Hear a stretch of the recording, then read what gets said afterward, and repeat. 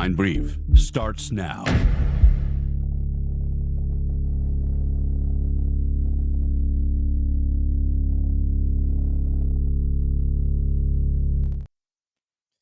Happy Tuesday, everybody. What is up? I said it backwards today. Oh, my goodness. What is up, everybody? Welcome to another episode of the Blackline Brief. I'm your host, Matthew McKim. And as you guys get in and get settled, well, you can wait if you want, but just promise you'll remember. But if you can do it now, that'd be great. Hit the like, hit the subscribe. I appreciate it. It's the best way to help support the channel. All right, ladies and gentlemen. All right, now that that's settled, I need to raise this up just a smidge. Hold up. There we go. All right, I know Baron's still live, and Candace had a great episode today. We're going to look at some stuff from that. The bigger picture that I'm looking at is how are all of these individuals connected to TPUSA, and how the talking points that they get each day are almost identical. Well, I mean, we're going to start with Graham Allen and some things that he said on his show today, and we'll compare it to things that Andrew Kolvet has said, but also a tweet that Blake Neff said regarding how they had hoped and planned to use the tragedy of Charlie Kirk's assassination to,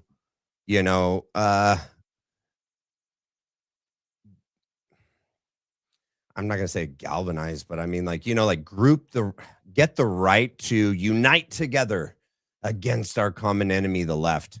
And it just really stuck out to me. And the language that Graham Allen uses is pretty crazy. In fact, like when we thought about what they would want to do with Charlie Kirk's assassination and how to use it for, multiple reasons, right? Like they've clearly taken advantage.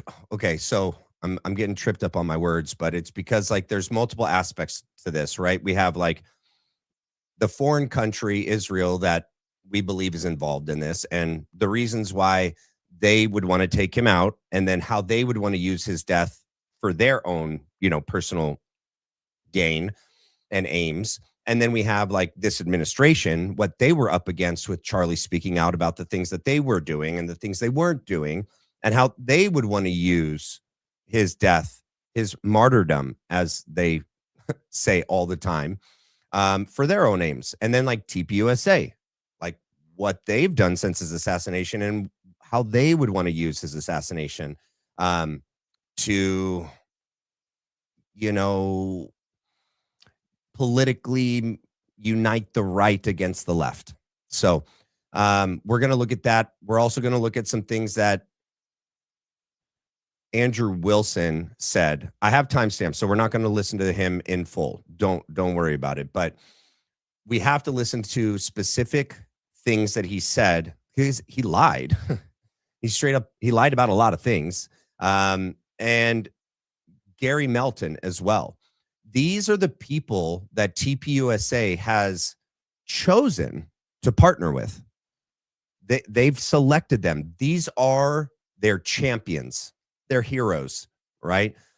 What is that? It's like an old, I don't know what the phrase is or the saying or the historical context for it, but like the David and Goliath story, right? Like choose your best champion. Like if you remember that movie Troy with Brad Pitt, and it's like Achilles versus whatever that prince's name is, your best soldier versus our best soldier, and they duke it out. That's who they chose, Andrew freaking Wilson.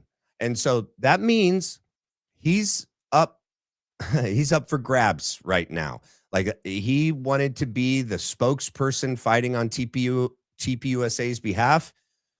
We're allowed to look at him. All right. And the fact that he's lied about a lot of things, even about his past, that's up for grabs now. And we're going to look at some people that did already broken down his stolen valor. And we'll get into that because as a military serviceman myself, I don't take it lightly. None of us do. None of us do.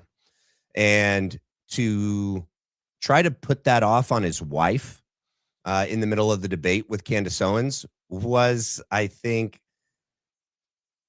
par for the course for a guy that's not a man. You know, like your wife's only going to be saying you're an Army sniper if she heard that from you.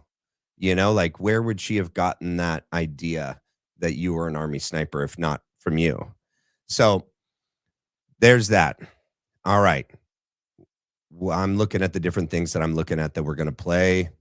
And I know where we're going to start. Oh, and we got Gary Melton. We got Gary Melton and some things that he lied about. And that's what's so insane is that they're accusing, but I guess that's not that insane. We've been seeing it this whole time, is that they accuse Candace Owens and all of us of the things that they actually are doing themselves. So not surprised. Surprised, not surprised. Let's start with Graham Allen. All right. Point where I think it is time, man. I just do. And this is where I'm at. And admittedly, I'm not in the best of moods this morning. I showed up 3 minutes before the show started. It's just been one of those mornings, but it neither negates where I'm going with this. There comes a point where we have to be honest with certain facts. There comes a point where we have to realize that there are legitimate people within our world and within our society that we would be better off if they went off somewhere else. We just would. Our society would be better. Our culture would be better. X would be better. YouTube would be better. Meta would be better, as much as you want to do it. And now, you know, there's people on the left side of the aisle that would say, oh, I'm one of those people on from their perspective, this and that. And that is my ultimate point in all of this. Our title for the day is The Dems Hate Women. Yeah, Senator. So did you catch that?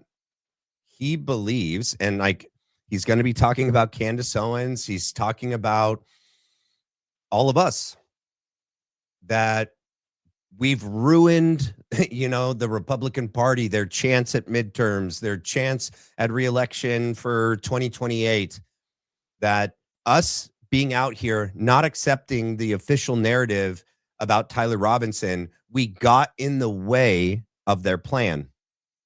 Their goal was to use Charlie Kirk's assassination to get us all to unite on the right against the left. That's their stated. He stated that. Blake Neff stated that. Now, put that together with the FBI and the official narrative that they concocted, because the FBI and Cash Patel are the ones that did the investigation. They did the investigation and tied it up in a bow, handed it off, and walked away. So their stated goal, being Graham Allen, TPUSA, Blake Neff, and all of the rest, like Dana Laiche, all of them, right? That we ruined their plan. Their plan was to use Charlie Kirk's death. Sorry, I didn't mean to hit the mic. Their plan was to use Charlie Kirk's death to unite the right to fight the left. I don't know, like, how to explain it in any other way, but like those things are connected, in my opinion, right? The fact that the FBI, on behalf of the administration, did this investigation, right? Trump said it himself, right? On September 12th, that they had the guy. He has it on good authority that the guy they have, Tyler Robinson, is the guy that killed Charlie Kirk. So from the highest points of the government, down through like the FBI, down through, Utah and the different, agencies that were there, TPUSA, the story was always supposed to be a crazy leftist. How would they have known that? How could they have known that in order to plan how to use this assassination to go after the very thing and to unite against the very thing that they say is responsible for the assassination of Charlie Kirk? Like, I don't know that these Do they not know that they're like kind of outing themselves? They're like taking the mask off themselves. Or they're so brazen, or maybe the people that follow them are just not thinking clearly that they can't see this for what it is. It's like right in front of us. And I just, it makes me want to play this. Oh, did I take it off of here? John Kiriakou, I did take it off, but I think it's important because it has to do with the FBI and Kash Patel. So I should remember, never take something off if I'm, there it is. Okay. All right. Hold on. All right. This is John Kiriakou, former, he was in the CIA. He's on Danny Jones, which, by the way, shout out Danny Jones. If you ever watch my stuff, dude, I'd love to meet you. I've watched you for years, bro. All right. Listen to John Kiriakou. Whole Joe Kent resignation. Oh, I sent you the clip of, what was her name? Whitney Webb. Yeah. Who I like. I love her stuff. Yeah, I do too. I'm halfway through her book, one of her books right now. I think she's super smart, very diligent. Yeah. And when I heard her make this take about, oh, he talks about Joe Kent for a while. I need to go to the part where it's about Charlie Kirk, or else this will be way too long of a clip. And he also said, which was wild, that he was sort of shooed off the Charlie Kirk investigation because he thought that that is wild. He said he wasn't able to do the adequate research or analysis on whether a foreign asset. He wasn't accusing Israel. He was very measured about that. I was just going to say that. Yeah. He was not making any accusations. Right. He was just saying that there were loose threads that he wanted to run to ground. Mm-hmm. And he was not permitted to do that. What do you make of that? What do you think that is? That bothers me very, very much.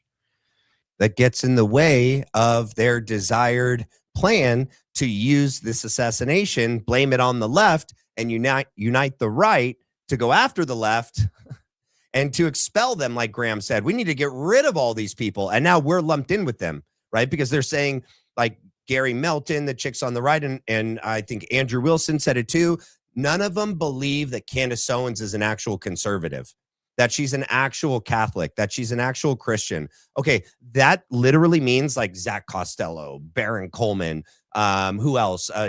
Carrie Prejean Bowler, Dave Smith, Tucker Carlson, Sean Ryan, like all of them, all of them would know that she's lying and she's actually a leftist in disguise.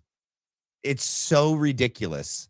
But they want to lump her in with the left and all of us in with the left. And they did that again yesterday by saying, oh, Hassan Piker, the leftists, champion, is saying that he's, happy that Candace Owens is single-handedly destroying the right. She's not destroying the right. The right destroyed itself. Trump destroyed MAGA and America First by everything he's done since he got elected.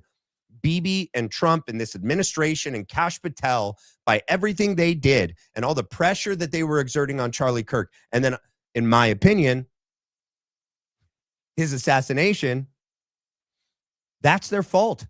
And because we see that these things are connected, they're all related. They all have to do with one another. That's what did it. And then the fact that TPUSA came out right away and was like, no, I believe he did it. Crazy leftist did it. I forgive him. Yep. Andrew Kolvet, Blake Neff, Erika Kirk coming out time and time again saying, I've seen the evidence. I believe it's the crazy leftist. We're getting distracted. We need to focus on the crazy left. That's the enemy. And now they're lumping us all in with the crazy left and Candace Owens in with the crazy left. And these people like Graham Allen being part of the Rapid Response Task Force for the Department of War, Gary Melton getting contracts from the Department of Defense. They're connected. They're connected, ladies and gentlemen. On the one hand, Candace Owens sometimes sounds like a crazy person when she says, oh, when Charlie Kirk was killed, the Egyptian Air Force was flying in this pattern and it coincided with, it's like, what are you talking about? The Egyptian Air Force did not kill Charlie Kirk. She never said that. Just disregard this part of what he's saying. And she never said that they flew in a particular pattern. That just sounds crazy. Mm-hmm. That's not what Joe Kent was talking about. Joe Kent was talking about, there is lots of evidence that Israel and Mossad use Egypt as a launch point for a lot of their operations, and that they use their planes to disguise themselves by having Egyptian tail numbers. clandestinely collected information that did not easily fit into the general consensus that this kid shot Charlie Kirk. I mean, it looks like he did, but it does not look like it. Who knows? You don't know until you investigate. And so you want to run to ground these little isolated bits of information that people are collecting, whether domestically or overseas. And he wasn't allowed to do that. I have no idea why he wouldn't be allowed to do that. You know, have you ever heard of another case similar to this where people would be kicked away from the case? Other than JFK, maybe? I was just going to say, even in the JFK case, the information was collected. It just has never been released, but it was collected. Yeah. And the story just came out yesterday that the bullet that hit Charlie Kirk was not the bullet from that gun that they found, that the FBI said was his. Oh, I didn't see that. Can you find that, Steve?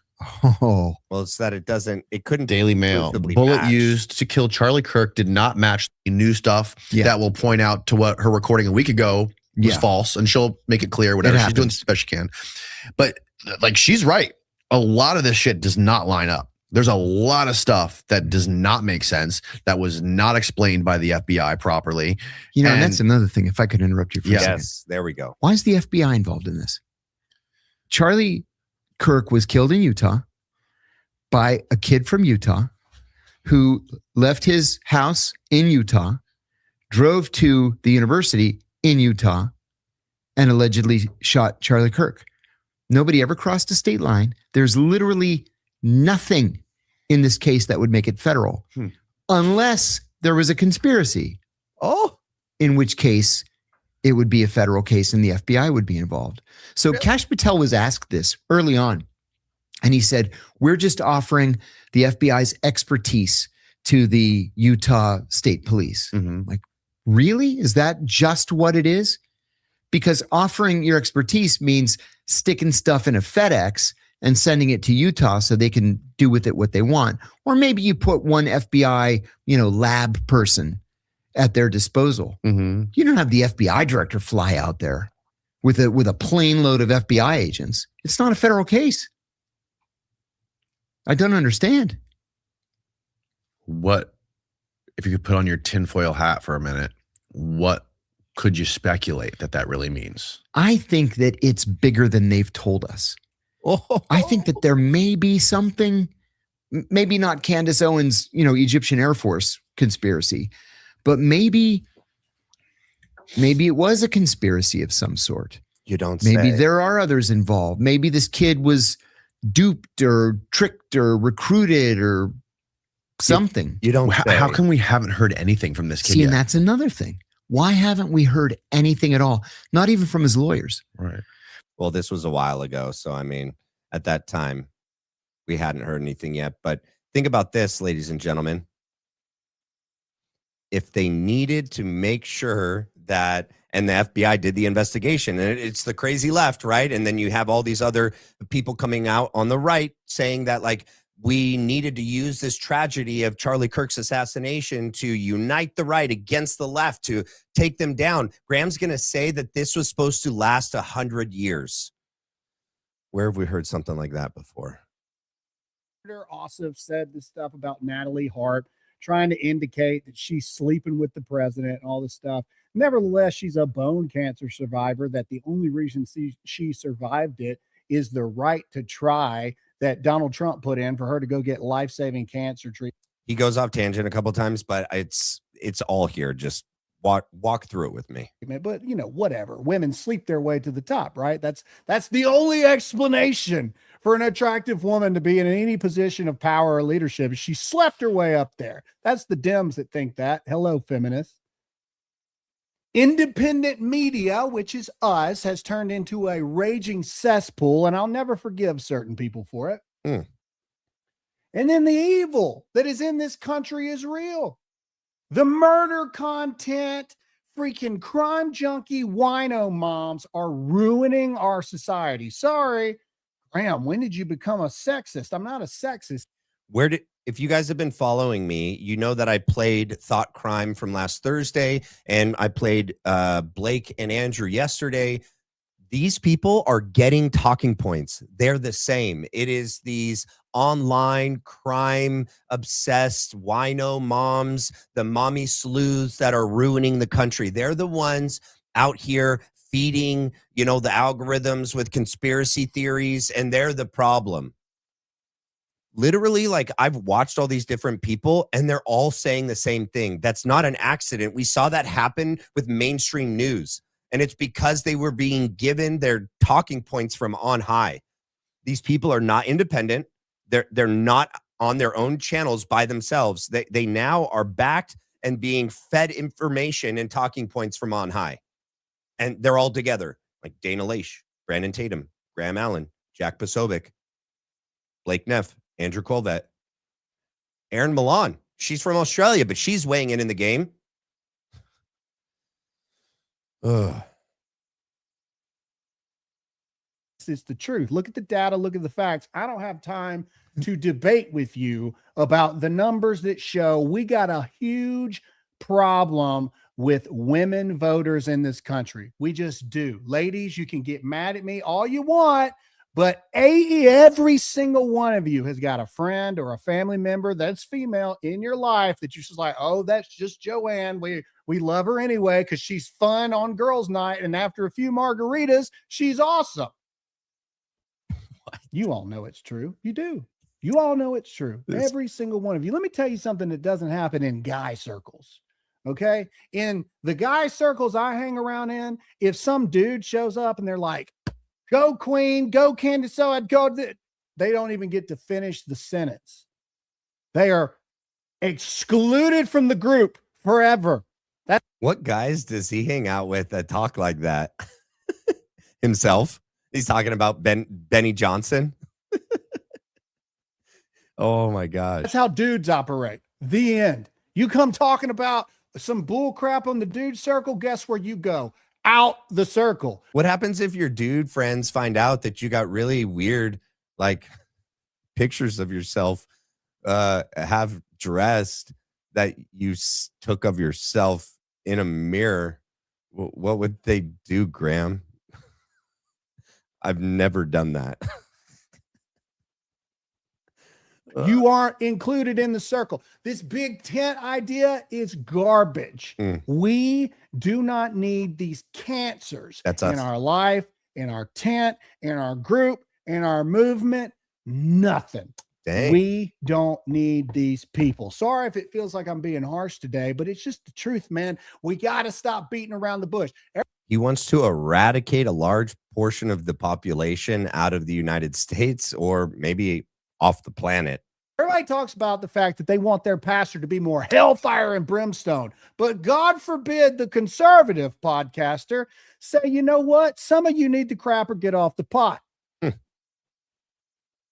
Because evil is in this world. And as we get closer and closer to the 1 year, and I can't even believe I'm saying this, anniversary of the martyrdom assassination of. Why does he have to say martyrdom like that? He's really got to drive it home. Martyrdom. That's another thing. They're all saying that Charlie Kirk was a martyr, and then they're labeling the martyrdom for their cause, what it was, right? Because it fits the narrative about the crazy left. That's who did it. That's who's to blame. That's who we have to go after. That was the plan. That is still the intended plan. It's just, it's not worked out, because like we all caught on. We all caught on, and thank God we had people like Candace Owens and Baron Coleman. Tucker Carlson has done a little bit of his part, but it didn't work. because we found out the truth about what was happening to Charlie Kirk in his life, and you guys all lied about it, and you're continuing to lie about everything, and you're just telling us to accept it. This is the decision that's been made. Tyler Robinson did it. The left is to blame, and we're all supposed to just keep voting and, unite and tear down the left. His language is increasingly, I don't know, like inciting violence against fellow citizens. My friend Charlie Kirk, I can't help but just sit here and get more pissed and more pissed and more pissed when I look at where we are today. When I look at the fact that we had a chance for a true, and I don't even want to say the tag word revival, because everybody, revival, martyrdom, and Charlie Kirk, da-da-da-da-da. Shut up, idiots. I'm talking about the fact we had a chance to really start a movement that would have lasted 100 years. They wanted, and I think this isn't after the fact. I don't think that like after the assassination, they're like, we could use this. I think maybe some did, but I definitely think that this was part of the plan, that it's all connected. And they wanted to create some sort of movement that would last 100 years and destroy the left for good. And Charlie Kirk was just collateral damage to them, right? Let's look at Blake Neff's tweet. It's the exact same. So Tyler Robinson's arrest, what we could put there is Charlie Kirk's assassination might have united a MAGA movement that had been tearing itself apart over the Jeffy Epi files and the war in Gaza. It might have provided a common enemy, a focus on the lefty posters who were joking about Kirk's death. That's what they're saying. Now Candace Owens is being lumped in, and we're all being lumped in with the people that mocked Charlie Kirk and made fun of his death. Graham Allen has said that. Benny Johnson has said that, and so has Gary Melton or Antifa, that the Trump administration had blamed for Kirk's murder. Yeah, it might have, if not for Candace Owens. Yeah, and you wonder why they're so mad at Candace? Because it's not just that she's investigating the assassination, which, if we can get to the end of this, we'll find out who actually killed Charlie and who all was part of it. But we also have ruined what they were wanting to do with the assassination after the fact, how they were going to use it to manipulate all of us, to now then go after fellow citizens. And who knows? He says expel them, get rid of them altogether. Truly evil stuff. And because of psychosis, doom scroll addicted, low T beta males that allowed their wino crime junkie moms to perpetuate this new murder content spree. Just like Blake Neff said. Look at how quickly we've all torn each other apart. And it makes me sick, man. It does. It makes me sick. I listen every morning. I do my prayers, I do a devotional, and then I got to listen to all of the people who hate me, right? I got to listen to them because I got to hear from the other side, which everybody could do some good, by the way. People get mad at us here on this show. Why are you talking about so-and-so? Da, da, da, da. We want to hear all the good things and never about the bad. This is why we're losing. This is why we're losing. No, you're losing because truth isn't on your side, Graham. Have you not figured that out? People have woken up to when they're being lied to, when they're being force-fed BS, and we're just not swallowing it anymore. That's why you're losing. You're all lying, and we know it, and it's obvious. Don't take the time to listen to the people that hate you, by the way. They don't care if you live or die. Pretty radical. Don't take the time to listen to what they have to say. And I'm not talking about everybody in this group. Hopefully you know that I'm talking past just the Dear America family in this regard. But you got to You got to listen to what's going on. You have to listen to what's being said. And this morning, I had to listen to Nick Fuentes, of all people, say the most sane thing I've heard in forever, which is we allowed certain people, she that shall not be named, along with all her ilk and kin, and all of these freaking people. Talking about Candace and all of us. People that took advantage of everything else, your Alex Jones and everything, because it's their chance to get more views and more money and more this and more that. Same thing. Ruin the opportunity that we had through the tragedy that was the murder of Charlie, which was to unite the people that actually want this country to turn back to Christ, to go to church, to read their Bibles. We ruined the opportunity to use the tragedy of Charlie Kirk's martyrdom to unite the right and to get people to go back to church. This was their intended and stated goal and plan. It's insane, this guy. To vote for a country that leads to safe neighborhoods, high education rates, vote. Low crime rates, low drug rates. Your kids can ride on the street. You don't have to worry about them getting kidnapped or raped or murdered. Fear mongerer. Instead, the same people that are listening to she who shall not be named and Candace. Everybody just like her are the same people that took to TikTok to celebrate Charlie being murdered. That's such a lie. She's the complete opposite of that. You're so disgusting to try to lump her and all of us in with anyone that mocked and made fun of Charlie Kirk's assassination. That's another thing that's just so obvious what a tool you are. What a liar you are. They're the same people. No. The same ones. Nope. They won. And I sit here and I go, holy crap. And I even look at myself in this. You should. There's people in my own neighborhood of where I live that celebrated and or had horrible things to say about Charlie within 12 to 24 hours after his assassination. And yet we still own a property here. Okay. And that's the hypocrisy of me and my own family. And I have to take responsibility for that. Wait, how is that hypocrisy? Because your neighbors did something online and you didn't move? What? Wait, you were supposed to move because your neighbors did something online that you didn't agree with? And that makes you a hypocrite because you didn't sell your house and move your family because somebody in your neighborhood posted something that was stupid? What? We should have excluded every one of these cancerous vermin out of our lives, out of our society, out of our neighborhood, out of our schools, out of the hospitals, out of the freaking country if we have to. We should have executed. That's the word he was about to say. Excluded is very close, but he got tripped up there on the end and he almost said it.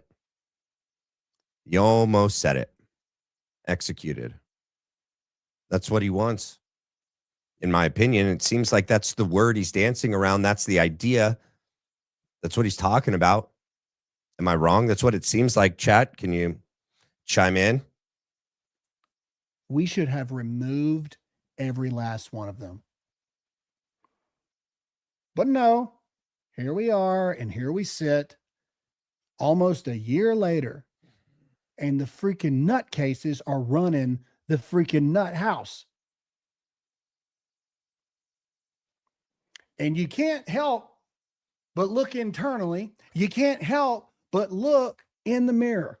I agree. Go look in the mirror. It's our own fault. It is your own fault. I don't know where today's episode is going to go. We're going to talk about some more things, but man, oh man, we have got to do some self-reflecting in this country. You sure and we got to do it quick. Yeah.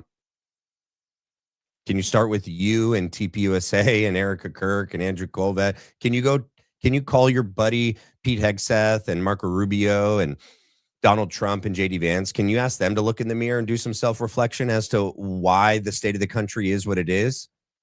Stop blaming it on all of the common citizens that are just noticing all of the evil and corruption and the lies that have been going on. And we want accountability. Like, hey, wait, were you guys there when he promised no foreign wars? You were there, right? I'm not imagining that, right? No. Okay. Were you guys there too when he promised transparency and justice and accountability for the Jeffy Epi files? You guys heard that too? Okay. They're saying that they didn't say that. Oh, no. Now they're saying what files? Are we still talking about it? Oh, no. Now they're saying there was nothing in the files. It was all a hoax. It's just a Democratic, scam. They're out here lying and saying like, oh, he said no forever wars. It's not been forever yet. He's not lying. He said no new Quagmire wars. Did you know that he's using funny language to call this a military operation? Therefore, Congress can't tell him to stop because it's not technically a war. Those are the games they're playing right now, trying to gaslight all of us. Because we are on a path to getting our butt completely obliterated in the midterms. That's what they care about. That's what they care about. Charlie Kirk's dead. They don't care about investigating the assassination. They don't put any energy into maybe it's not Tyler, because they know it's not Tyler. They know it's not. They want all of our energy and focus to be into the midterms, guys. We need to take down the radical left. That's what they want us to do. Shut up about Charlie Kirk. Accept this stupid narrative. It's already been decided. Go vote. That's the truth. That's the truth. I don't give a flip that Fishback has no shot of winning the governor's race in Florida. That was never up for debate in the first place. By the way, Florida, you should go out and vote today. Go vote, everyone. Just go vote. But it's not going to change the outcome of the House in the midterms. If we don't radically change something, and even then it's a Hail Mary. It is a Hail Mary throw of freaking, we have an Aaron Rodgers back with the Green Bay Packers type chance to not lose the House or the Senate or one of them or both of them. We got a Hail Mary chance. Was Aaron Rodgers the masters of the Hail Mary for a touchdown to win the game? Yeah, he was. But we still need the miracle. And the miracle is if you just go vote, everybody. Just go vote. The miracle is realizing that there is no going back. I'm hooked on nostalgia videos right now. All right. And he goes on about nostalgia. It's stupid. All right. Now let's move. Oh, I did not hit play. Stop. All right. Let's go here because I thought this was really, really interesting. We already knew that Terrell Farnsworth was super suspicious, grabbing SD cards, lifting up the chair that Charlie Kirk was murdered in, standing on it, destroying the crime scene, tampering with evidence, removing evidence from a crime scene, stepping on the area in which Charlie was murdered and there's blood on the ground. Not caring about that at all, looking around to make sure like, oh, we're on camera, but we're going to do this anyways because this is the job I have to do. And once I do the job, I got to call and check in. Tucker Carlson, again, would like to remind you, here's what he said. So Charlie was very well aware of the existence of evil, obviously. Mm-hmm. So were us on his team. You know, by the way, just one other conspiracy theory I just want to snuff out here. One of our dear friends that literally from the very beginning started with us and loved Charlie like a brother. He grabbed the SD cards out of the camera afterwards. And there's all these conspiracy videos about why did he grab the SD card? Yeah, that's called a crime, idiot. The fact that you guys can't acknowledge that it's a crime is insane. Even if he did it for the reasons that you said he did it, it's still a crime. Like, it's still a crime to remove anything from a crime scene. Even if, like, oh, he was worried about people stealing things. Oh, he did it because he knew how evil people could be. No, not at all. Well, first of all, They're in the possession of the FBI. Okay. It's not like he took them and like ran off with them. Yeah, he Second of did. all, I asked him personally. I said, why did you do that? And he looked at me and this was his answer. He said, because I know people can be evil. Oh. And he did not want that footage being grabbed by somebody. There was videos of people after the incident going and stealing hats off the table. I mean, so he takes the SD card and leaves the multi-$1,000 camera there. I'm so grateful he did that. And we know that was his instinct. He's like, I'm depressed to know that was why I did that. But I knew that I had to protect that footage because I wanted, you're recording in like 4K, They're like literally the worst liars ever. He's just so depressed that he thought that humanity was so evil that they would steal hats. So stupid. And so I'm so glad he did that. We know. It's beautiful. It's really beautiful. I all liked of it. you. He said, because I know people can be evil. Let me try that again. Because I know people can be evil. Okay, one more time. I just want to give it with as much passion as Andrew did. All right. I took the SD cards because I know people can be evil. Oh, beautiful, beautiful. So evil. Really, the Academy Award goes to you, Andrew. But you said cards, and what we noticed was that it was card. It was that one first. It struck me and others as odd, but here's Andrew reinforcing the narrative that this is a conspiracy theory. There was nothing special about that particular footage behind Terrell's head. He was actually worried about all of it. But actually, if you keep reading Terrell's 1102 statement, it flies in the face of what Andrew has said. There was something unique about the footage behind Charlie's head. There had to be something particular about that footage, which moved Terrell or maybe someone in the SBI, but it's not clear, to create a clip out of only the footage behind behind Charlie's head. Just that back footage. We're going to read the rest of the statement, okay? Terrell writes in the statement, and we can pull up that statement if you guys have it. It reads, regarding the clip, which has been labeled 80704, turning point footage of the crowd and behind Charlie, I have reviewed, and from what I can see, it is a true and correct representation of a portion of the larger files previously sent to SBI. So let me slow that down for you because it's very important. What we are learning is that they had 4 videos. Go pull that back up, please, and you can split this. They had 4 videos in total, and you can bring me in on this just so I can explain this. And of those 4 videos, they're telling us the length of each of those videos here. One is 26 minutes, another one is 26 minutes, another is 26 minutes, and a fourth one is 23 minutes. So that, I'm assuming represents, because this Charlie got hit very quickly into the event, that this represents the full length of all of that footage of the cameras that I showed you. Yep. Despite having all of that footage, they decided to clip from the camera behind Charlie's head a special clip. And that is what Terrell is saying, I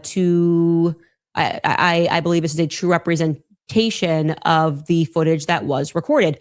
Why did they need to clip out from the full footage of that camera just a little 3-minute clip? That's the question. Okay. So what we can discern from this is that for whatever reason, of all the camera footage that was provided across 4 cameras, only one of the 4 cameras that had footage, they felt they needed to turn into a clip. Why? Like I said, we're not sure if Terrell clipped it or if it was SBI that clipped it. We do know that Terrell was the first to touch that footage. And we do know that the footage wound up clipped. And Terrell is testifying in a statement that from what he can see, it appears to be a true and correct representation of the portion of the larger files. Now, the way that he is phrasing that is interesting. Now let's hop ahead to watch how he acted that day. From that camera before he disappears behind the tent. Let's watch that together. Here he is. Here he is. And by the way, so in the red hat, that's Alan Robertson. That's his buddy Chris something. Those are the 2 cops that came from the other campus that was supposedly doing some sort of workup ahead of an event. And none of the cops, whether they're plainclothes or, full dressed in uniform officers that day, are concerned about the crime scene at all. Nobody is trying to maintain the crime scene, to secure it.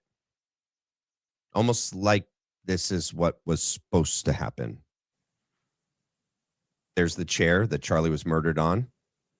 Just stands on it. He's taking down the camera altogether. And that's Philip Goldberg. If you're worried about theft, take the whole camera. It's With pretty him. small. It's in your hand. He doesn't do that. He takes it apart and he takes the SD card out. And he looks around. He wants to see who's looking at him. Yep, he did it before. And then he looks down at it and he walks around. And we had wondered, what did Terrell do when he walked around?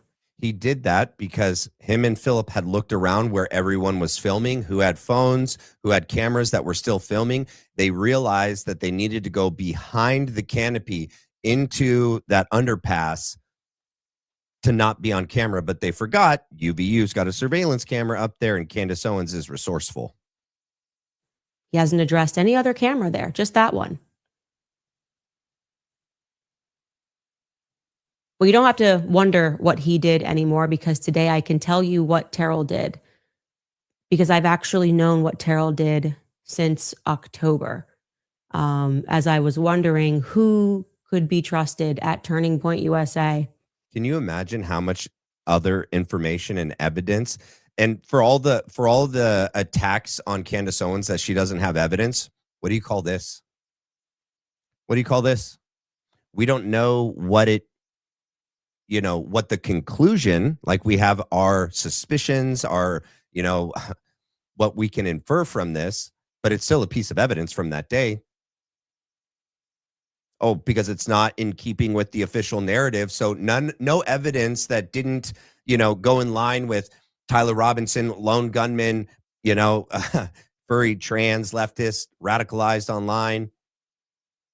They didn't seek out any of that. That's what Kash Patel's job was to do. And going back to what John Kiriakou said was, only if there was a conspiracy, should the FBI have gotten involved.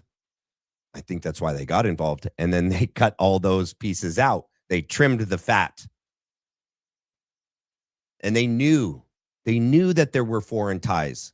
That's why they had to shut Joe Kent and the CIA down.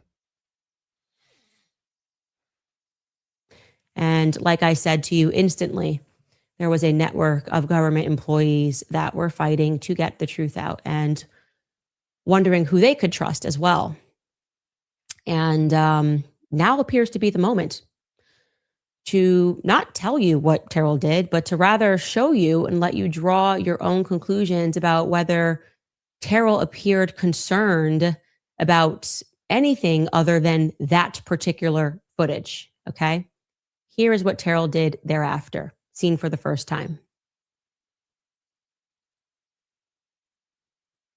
Terrell Super is sus. there. He looks around again, nervously, and he puts the SD card in his pocket. No good And he zips up. explanation. He doesn't run to the other cameras and try to grab the SD card. And he's looking around and he gets right on his phone. Instead, what he does is he whips out his phone and he begins texting with someone. Mission accomplished. And that's what he does. He's texting with someone to say what? Who's he texting? What's he saying? If he's just out there fighting evil Yeah. and worried about securing the footage, why didn't he grab the other SD card or 3 of them in a row? Who is he in communication with after he grabs that? Because I got to tell you something, Andrew. Were it me and I was amongst my peers sitting on a jury, I would not accept your narrative that he looks like he's worried about people stealing. Yeah, not at all. Not about the hats, not about the other footage. Cameras. Not about the cameras. Yeah. It looks to me like, and again, this is my opinion. Me too. It looks to me like he's completing a task and checking in with someone to say that a task is completed. Maybe, I don't know. I'm open to everything. Maybe there was some police officer who told him to take that footage in particular. Hey, Andrew Kolvet, you said no stone unturned. You guys wanted to just look under every rock, every nook and cranny to make sure you guys investigated everything. And you said you did. You have. You've done it all, but it all leads back to Tyler. You talked to Terrell Farnsworth? Was he texting you? Is that what happened? I wonder who. Erika, maybe? Both of you on a group chat? One of those group chats that don't exist? Okay. I'm told that didn't happen. And I will say this, that when someone demonstrates that they are capable of lying to you, you have a right to take note. And Terrell lied to me. He lied to me about his fears regarding Google. Yep. It is therefore my opinion on the basis of everything that we are observing with our eyes, everything that I am observing with my two eyes, his mannerisms. I agree. The beeline to that footage so quickly, within 4 or 5 minutes. Yep.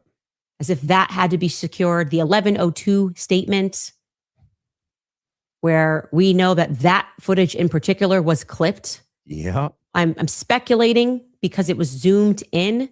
The questions that Kathy Nestor asked thereafter, things that she asserted about, they don't know whether or not that footage was edited.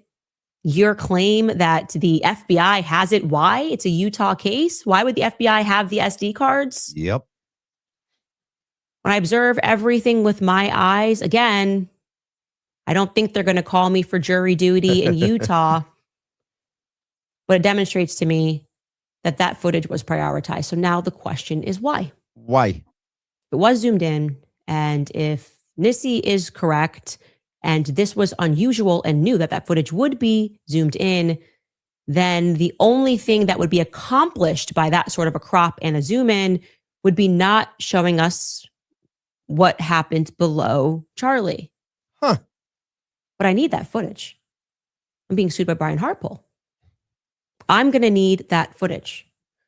I'm going to need to trace that footage and to be able to understand the custody of that footage and whether or not, as Kathy Nestor is asking, it was edited before it was given via Google Link or via a flash drive to the SBI. You gotta love her, man. You gotta love and respect Candace Owens, man. A dog with a bone that ain't letting it go. That's all of us. And they're not gonna gaslight us. I'm not having it. Every time we point something out that's just so clearly obvious and they just act like it doesn't exist. Gary Melton's part of it. Now Andrew Wilson's part of it. Why are they all trying so hard to convince us of something that is so clearly not what happened? And every time we find something and we point it out, just more gaslighting, more attacks.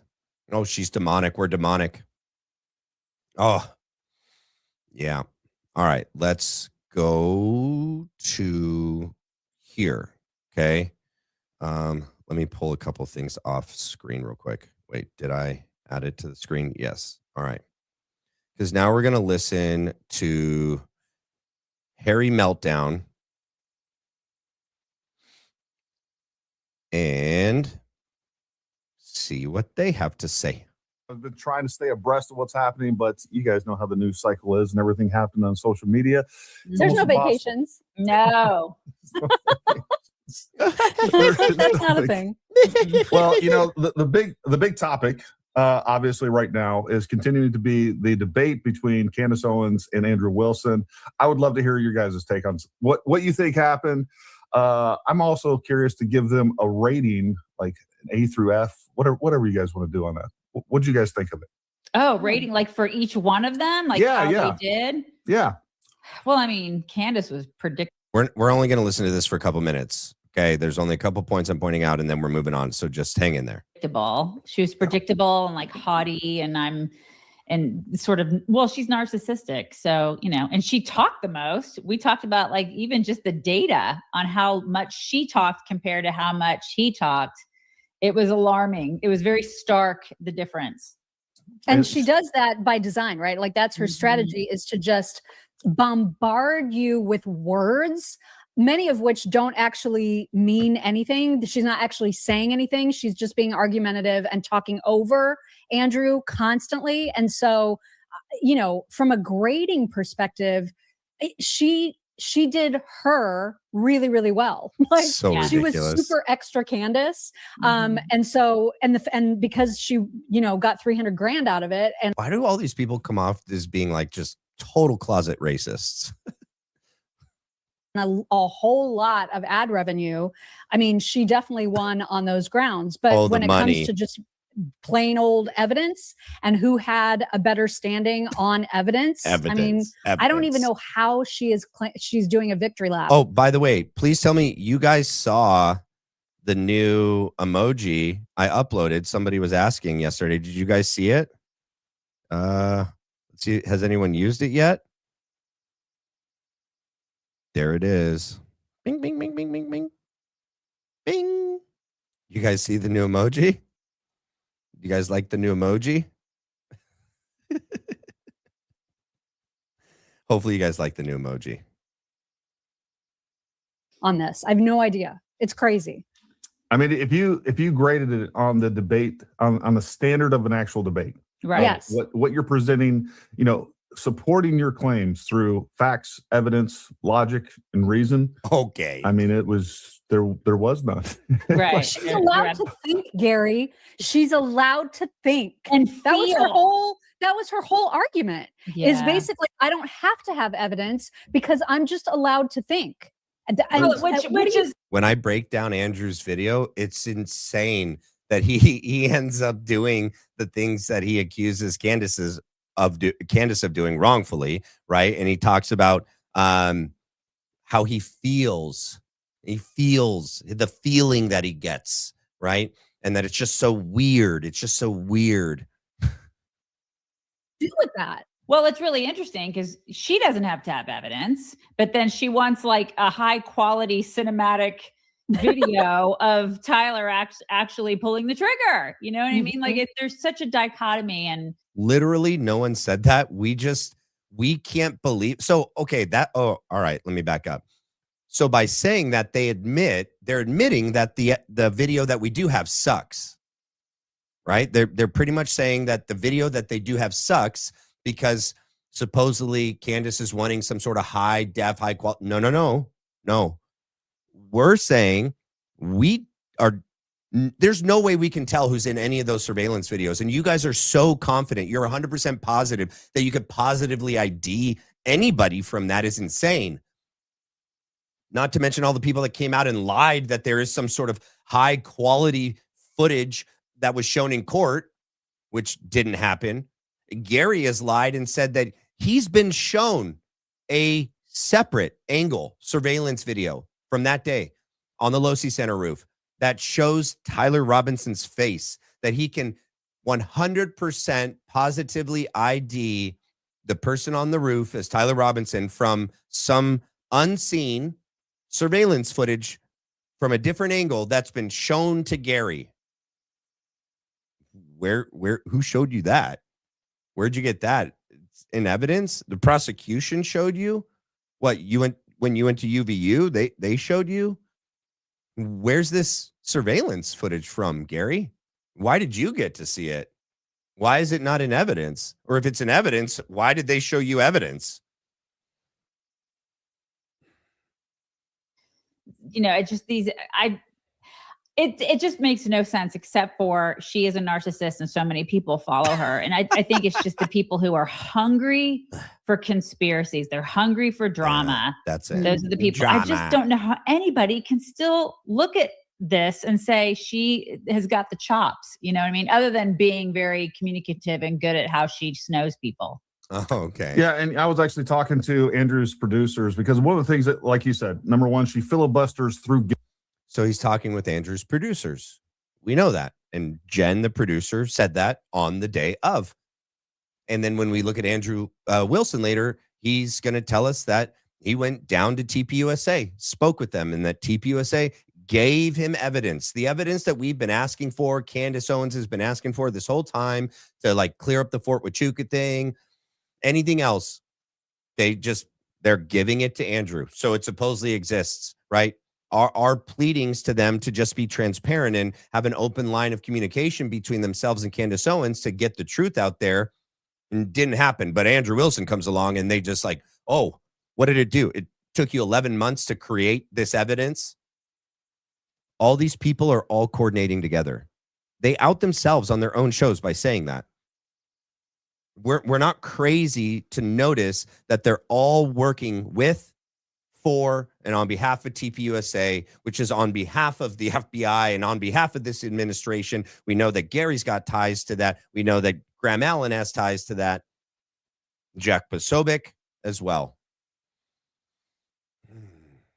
Dish galloping. It's not. And then I actually ran a poll. Who's worse at, who is, I don't know how you would say this, either worse. I forgot how I phrased it, but it took me a long time to figure this out. But it was like, who's worse at word salad, Candace Owens or Kamala Harris? And it was 50-50. It was about 50-50. Well, to Kamala's credit, at least she can pronounce words correctly, even if she's using them in a crazy, jumbled way. They are so dishonest. It's insane.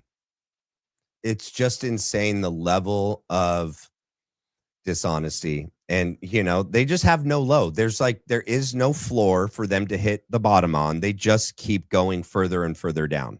Tends to at least pronounce them correctly, which was so funny from yesterday's show. Candace mentioned something about vocabulary right after she said reminiscent. And I'm like, do you even hear yourself? No. And we all hear her. And her followers do too, and they're like, "No, it's totally fine. She can't pronounce words. It's fine. She has no idea how to speak the English language. It's fine." Well, what happens to me, I've done this more than once. It's like after you've said the Candace version so many times, you just go to say it independently. Like, how do I say that word again? I do that with revelation. I'm always second guessing myself now because of her. Yeah. Mm-hmm. How they speak is Candace Owens' fault. It's so insane. It's so insane. Candace Owens is to blame for their inability to speak properly. We should sue. We should sue her for that. It's because it's very macabre. It is very macabre. It is. Yes. We should at least get some sort of accolade for that. Right. That's right. You know, one of the biggest things do they really think they're funny? I was trying to watch it. I still haven't watched it in its entirety. I was literally out on the beach and my wife said, put your phone away. Put your phone away. Such a liar. It took me 3 full days to get through it. I could only do like little chunks at a time because I was getting so exasperated. I don't know how people sat through it live. I genuinely have no idea how they did it. Yeah, they're masochists. I was like, oh my God, somebody fact check her. But one of the things no, it was awesome watching Andrew pretty much like crawl in his own skin and get demolished in front of millions of people live. I enjoyed every second of it. I did talk to the producers twice of Andrew Wilson, and they were trying to throw fact checks left and right, and PBD just wasn't bringing them up. Oh, it's PBD's fault. I don't care how much time that would have taken. You know, they should have went through and fact check every single piece of that. I mean, that is what the debate is for. And especially when you have someone that's just going to say things that are so wrong so often, it just gets insane. I don't think he moderated though, really. Do you think from a moderation standpoint, he was more just kind of there? You know? Yeah, I would give him a D. I would give him an F. Like there would have been no difference if he wasn't there at all. Totally. I agree. Yeah, that's 100%. As a matter of fact, it probably we would have wasted some less time. But yeah, again, like when it comes to a debate, and especially something as important as this, the facts are actually important. And the few times that she was fact checked, she was made to look like a fool. And there was about 50 other times that she should have been fact checked, that they just let it go. Yeah. And here's the thing. I don't want to be too critical of Andrew. I don't really care about PBD. I don't want to be objective here. I don't want to be honest here and be critical of Andrew because my job is to not criticize Andrew. The one thing that Andrew did that nobody else could do, not even Steven Crowder or anybody else, is he got her to the table. Right. And he got to expose, because she could have sat there and said nothing the entire time, and her sycophantic cult audience would have been like, oh, she won. Like, but that was the outcome for them no matter what. I don't think Candace wasn't going to change anybody's mind on, the Andrew fan club side, or ours on the truth side. the truth side. The reality. Yeah. What was which is not even true, because based on the polls alone, right? So PBD's poll on his own show showed a 52-48 split. That's on PBD's show. Zionism are us. Okay. None of Candace Owens's community was watching the stream on PBD's show. That means out of his own audience, 48% agreed with her. Okay. Not to mention, what was the other tidbit was, that she clearly moved people over further to Tyler Robinson is not the lone gunman, Patsy. Zach Costello covered that today on his show. And PBD and Tom and Vinny. I mean, Andrew is never, Adam Sosnek, he's never going to be honest anyway. He's a lost cause. But clearly she was able to baptize, convert people closer to the side of Tyler Robinson didn't act alone, and that there's a bigger conspiracy here. So she was successful. Important about that is there's a lot of people that tuned in that haven't really been paying attention to that. And I think there was a compare and contrast. One of the things I found very interesting was how she phrases things in front of a camera without opposition, and then how she actually framed things and said things in front of Andrew. Like, you would have never heard her say, I don't have evidence for this, I just get to think whatever I want. That's never been stated. She's been stating her thoughts, feelings, and she never said she didn't have evidence for her thoughts, feelings, and beliefs.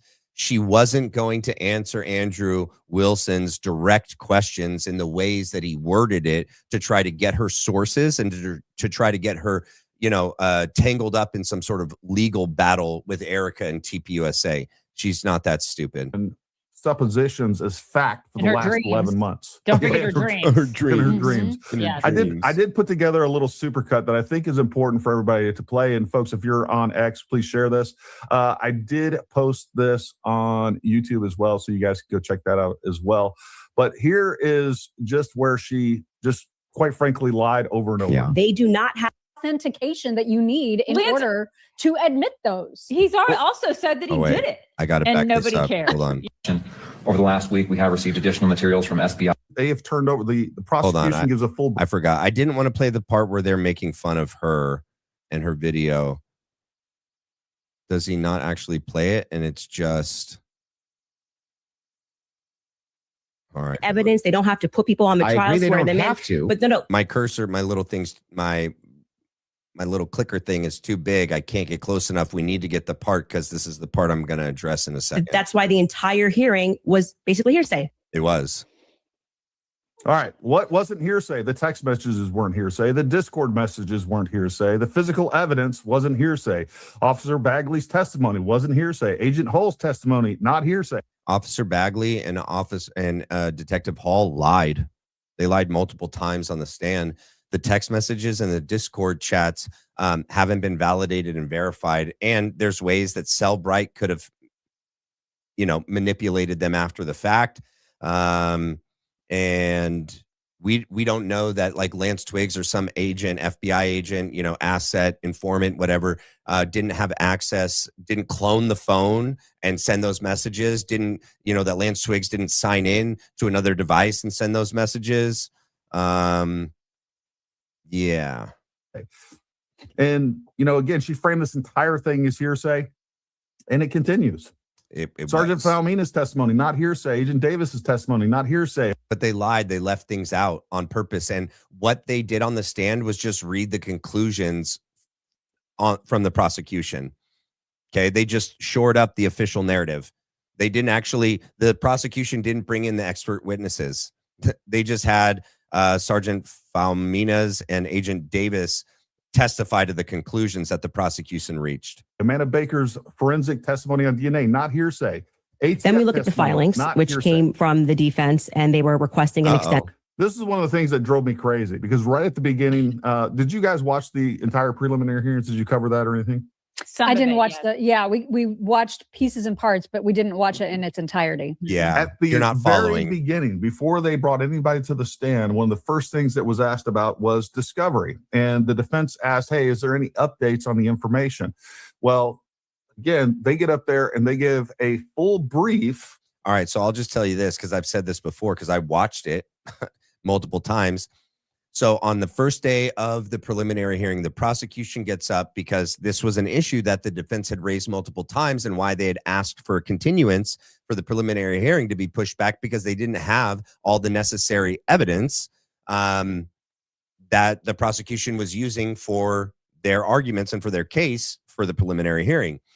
So the prosecution gets up on day one and says, as of June 18th, we gave them everything we had up to that point that was reasonably and what's the other word? It was like reasonably and like it had not just reasonably available, but it also had to be like pertinent to the preliminary hearing.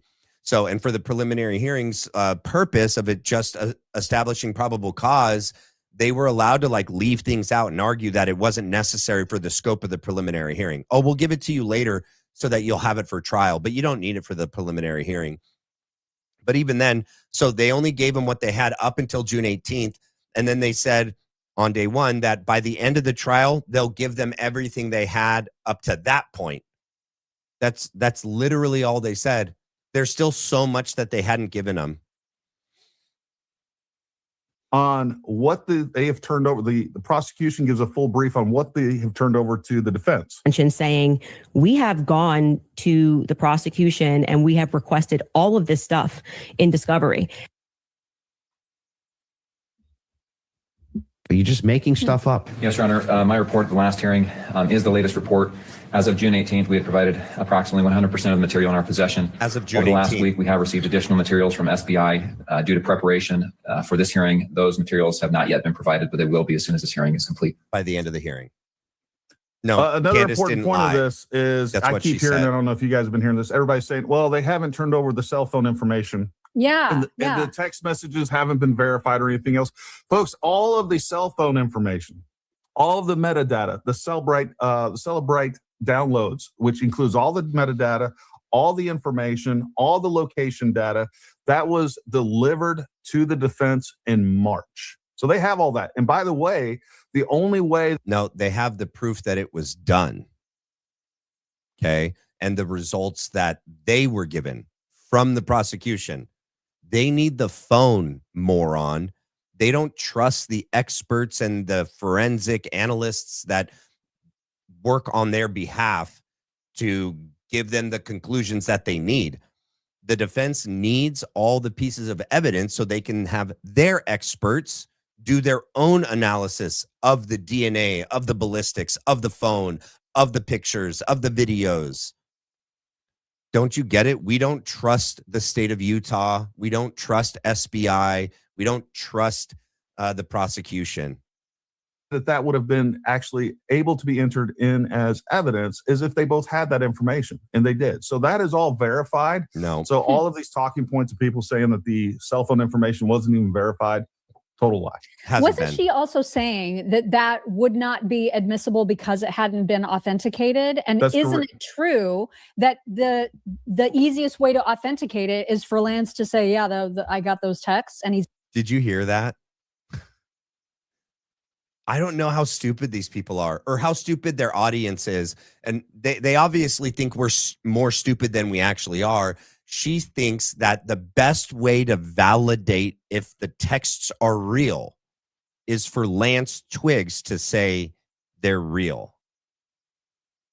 Is this chick operating with a full deck? Like, he's already done that. So like, what? That's all the authentication that you need in order to admit those. He's already also said that he did it. and nobody cares, on that side. And then Candace was used. We don't believe the text messages are from Tyler Robinson.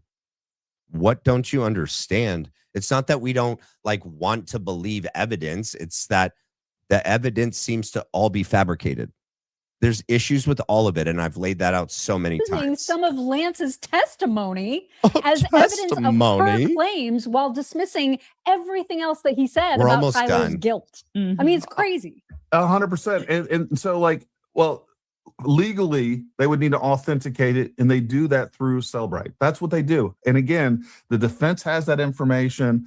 The prosecution has that information. And her sitting there pretending, and she also went ahead and was actually caught saying that she thought that the text messages were hearsay. She thought this whole thing was hearsay. It wasn't hearsay, Candace. That's not what she said. I don't know what to tell you. I don't care if she said the majority of everything presented during the prelim was hearsay. She said it multiple times, the majority. Andrew Wilson actually knows every single charge by heart. What I care about is the actual facts of the case. Okay. And she didn't have any of the facts of the case. She had that one little gotcha moment pre-planned. I think her and Baron Coleman coordinated on that. I think that was specific. I also think she was sitting there. So ridiculous. There's no way that could have happened. That happened in the moment. How the heck could Baron Coleman have, manufactured that? We're trying to delay, because I do think it's very likely that she was fed that through an earpiece, but I digress. So this is how dishonest they are. So PBD spoke about this on his show. Zach Costello showed it. They all three had an earpiece where they all heard backstage. Nobody was feeding anybody anything. PBD could hear it all. The earpiece was so they could hear the audio of the videos when they pulled stuff up. That's all it was for. They're not honest people. They're just dishonest. No shame. That is interesting. Yeah. Okay. What is your thought process on the fact I would have said, where's your evidence for that? Where's your evidence? Where's your evidence, Gary? After the debate, she has people like Hassan Piker coming to her, saying that she's great. She's awesome. We're all part of the left. She's a queen. She is a queen, right? He's a fan now. Yeah. I mean, it just tells you everything that you need to know. Totally. Yep. Sneeko is also doing the same thing. I mean, she's got the cream of the crop in her corner. The cream. What did she say? The cream of the. She said the cream of the cream of the pie. Cream of the pie. That's right. She actually said cream of the pie. Yes. These people are so proud of themselves. We're almost going to be done when they start talking about the rifle and the DNA. So Cellbrite is a publicly traded Israel-based technology company that was originally founded by Israeli entrepreneurs. Okay. It was founded in Israel in 1999 by Yossi Carmel, Ron Serber, and Avi Yablanka. It began as a benign retail utility to help mobile phone store employees transfer contacts and data from an old cell phone to a new one. Yeah. We don't buy it.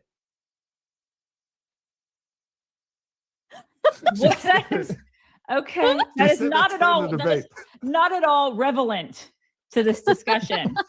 A pie. We're almost done. I know. The laughing is killing me.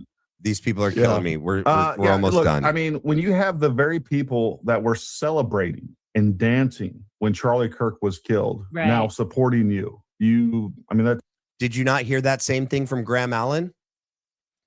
Blake Neff and Andrew Kolvet said the same thing.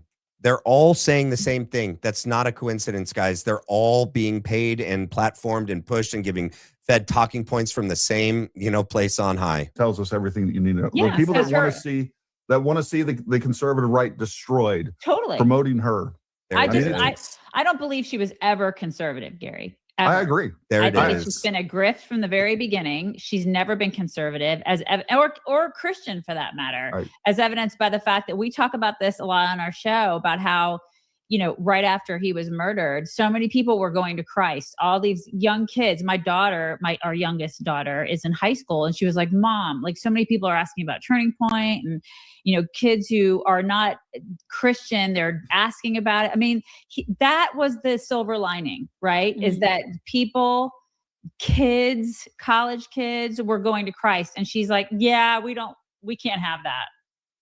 Agreed. And I had Jake Hilton on last night, and we were talking about this very thing. And you guys should check out his work if you don't know him, but he'd be a great guest as well. But, we were talking about this, and, I'm sorry. If you can engage in this evil, if you can engage in this type of debauchery against Erika Kirk and anybody, and accuse anybody of these horrific crimes, and your spirit is not convicted, I'm sorry. Like, you need to get right with God. You are completely 100%. lost touch. You are completely outside of biblical principles.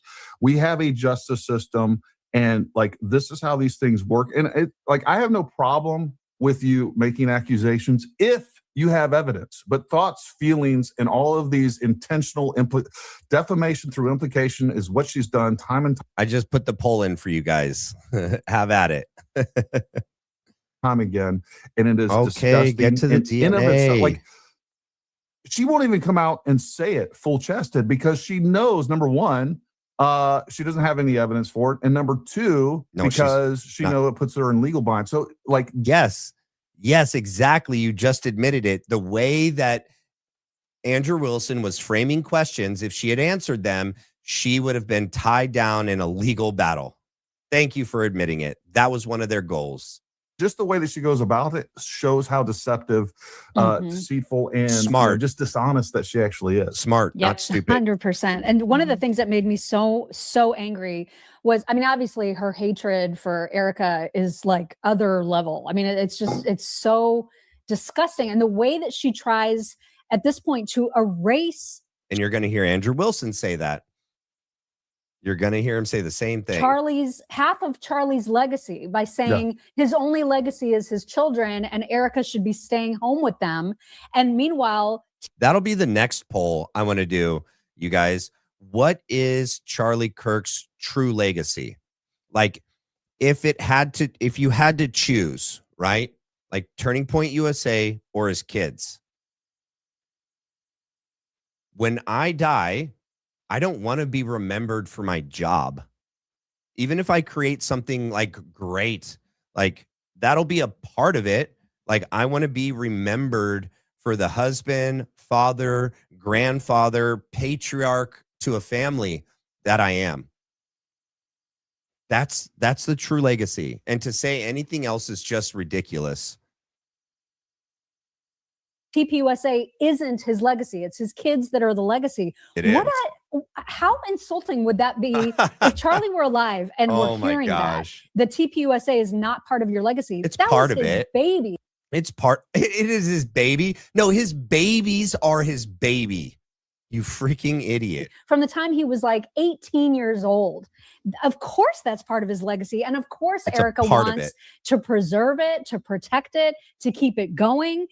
As she destroys it single-handedly and perverts it and turns it into something totally different. That was one of the first things that she said after he was assassinated, is that she would not let that organization die simply. Isn't that weird? Isn't that weird that one of the first things that she said after he was murdered was that she won't let his organization die? Not, I'm going to get to the bottom of this.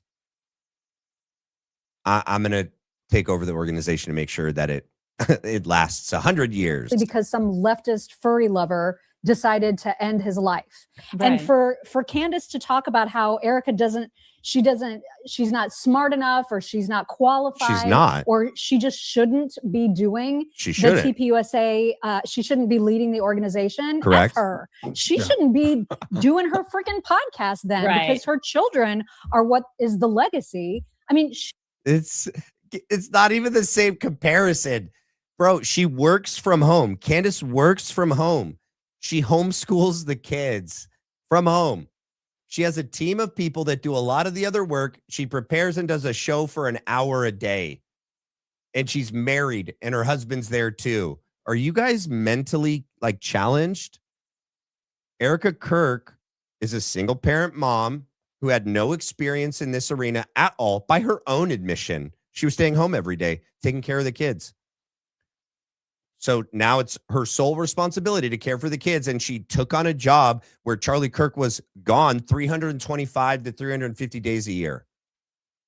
Not the same comparison, my ladies. She's just so hateful, so mean-spirited. She's an absolute demon, and nobody will convince me otherwise. Yeah. I mean, that's to your point, Mom. Well, there you go. They've got their mind made up. She should be staying home with her children. It's like she's honestly, she has how many now? I don't know. She's a lot, enough for like a baseball at least team. 4. Right. But I mean, she's got nannies raising her kids. No, so it's she interesting doesn't. that she's pointing, and didn't she write a book about making sandwiches for your husband or something? Yeah. She could maybe be doing that. But yeah, do you guys know how much I'm looking forward to her maternity leave? I cannot wait for her to just be gone for a while. Like 2 weeks. She'll be gone for like 2 weeks, and then she'll be back because then there'll be other nannies raising her kids. As she points a finger at Erika and says, "You can't do that." Which, listen, all of us. Can we get done to this. the She's not the rifle? first. You're just that proves that you wanted him dead. But no, like you said, the important thing here is to not only preserve, but to expand his legacy. And that's what these people are doing in the midst of just being destroyed publicly. Oh my gosh. You know, and you know, I've told Andrew, look, man, my hat's off to you, because Andrew, you were Kolvet. the one that had to get up there in front of the cameras every single day and continue the fight, even though all of this craziness was going on and is still going on. And I mean, the death threats, you name it. Like, these people have, like, the lack of empathy by so many of these people to understand what's happening to these people. And it's stochastic terrorism, the way that... Oh, it's terrorism. Not found on the rifle. Tyler was the major contributor to DNA on the rifle. Tyler and Lance's DNA was found on the screwdriver. Tyler was the major contributor, 89% versus Twig's 11%. Yeah, so the major contributor, and I want to go back there. Majority of the... Tyler and Lance's DNA was found on the towel. Tyler was the... So we're just going to cover the part about the Lance Twig's DNA not being on the rifle, and that Tyler Robinson supposedly is a major contributor to the DNA on the rifle. Major contributor, 95% versus 5%. And people keep talking about, degradation. The degradation of the DNA. What they don't ever talk about is the overwhelming amount of DNA that Tyler Robinson had on all of these items. Yeah. So the major contributor... All right, so now they laid that up for me. All right, let me pull them off the screen so we don't have to look at their faces. All right, let's see. How did I write this? Yeah, so the way to say this would be that Tyler Robinson contributed 90% of the DNA in a particular sample. It's not the same statement as 90% of the DNA all over the rifle belongs to Tyler Robinson. The rifle was divided into multiple sampling areas, like the stock, grips, butt plate, trigger guard, bolt, forend, barrel, scope, and receiver. Some of those samples contain DNA from 4+ contributors. Tyler's own father's DNA had support for inclusion on the bolt sample. And the ATF expert also admitted they cannot determine when the DNA was deposited. They cannot determine how it was deposited. And the trigger and the trigger guard were swabbed together.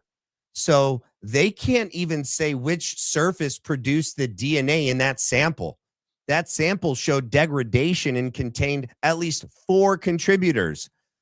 So stop turning a statistic about individual DNA mixture into 90% of the DNA on the rifle was Tyler Robinson's.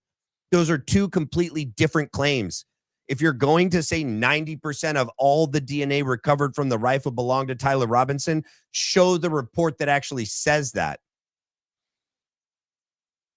That's how dishonest these people are. They have no shame. All right. We're done with them. All right. Now, let's move to our next opponent. Andrew freaking Wilson. And I have all the timestamps. So we're going to hit it bit by bit and move on. All right. But it's worth it. So buckle up. Every time I say that, it makes me think of the thing Graham Allen said. All right. Where are we at? 322. All right. What they're saying. After doing this debate with Candace, that is completely gone for me. I have no doubt anymore that she does not believe a word of what she's saying. What evidence do you have for that? You got feelings? You got vibes? Intuition? Oh, you have the ability to read her mind? You know for a fact that she doesn't believe what she's saying?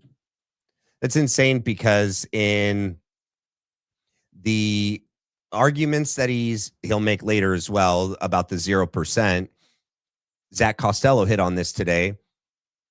Her saying 0% means like she's 100% convinced that Tyler Robinson did not shoot Charlie Kirk. She is more honest than Andrew Wilson could be. He says it's overwhelming, and overwhelming for him means he's convinced. He's overwhelmingly convinced that Tyler Robinson is the lone gunman. What's the percentage on that? 75 to 85%. So not overwhelmed and not convinced. At least she's honest. She's 100% convinced that Tyler Robinson wasn't on the roof and shot the rifle. Same with me. But he's got nothing to make the claims that he makes today. It's all going to be feelings and vibes for real. And I went in with the benefit of thinking that she did. Oh, in fact, many of my early streams, you'll see people ask me, do you think that she believes any of this? Yeah, I think that she probably does believe it. Yeah. But after having talked to her, I realize she doesn't believe any of it. So how could you realize just from having talked to someone? Did she admit it? Did she say, I don't actually believe this, I'm just saying it out loud?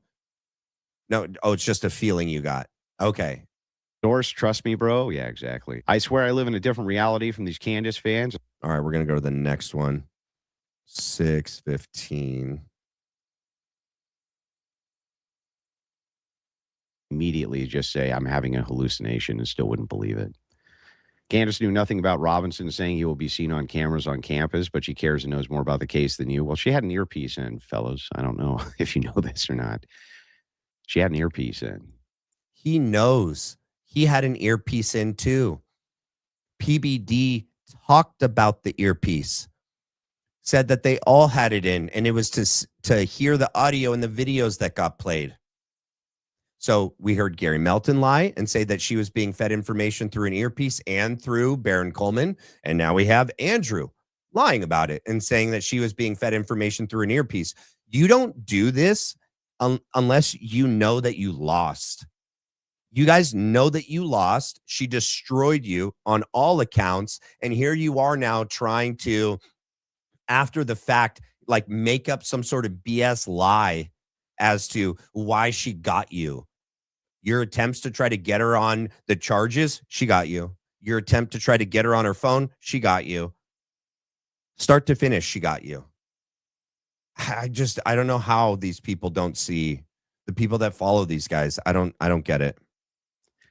So the earpiece was supposed to just give us the prompts. Exactly. You put the earpiece in, supposed to give you the prompts, but that's why there was all that delay. That's why she delayed for so long. She was waiting for the answer to come. Where's your evidence for that? Did you hear it on your end? How do you know that, Andrew? Where's your evidence for this claim? I'll wait. Oh, you don't have any evidence for that? It's just your intuition. You just know. You don't know, but you know. Okay, got it. In her ear. It's the Oliver clip all over. All right, next one, 8:19. Various issues, but she. All right, so here's, do you believe she really hates Erika Kirk, or she is okay to hurt anyone no matter the cost? I feel bad for the people in his audience. I don't even know what to do with them. But let's listen to Andrew Wilson's claim in the answer. And does he have any evidence for this claim that he's making? Vehemently despises Erika Kirk.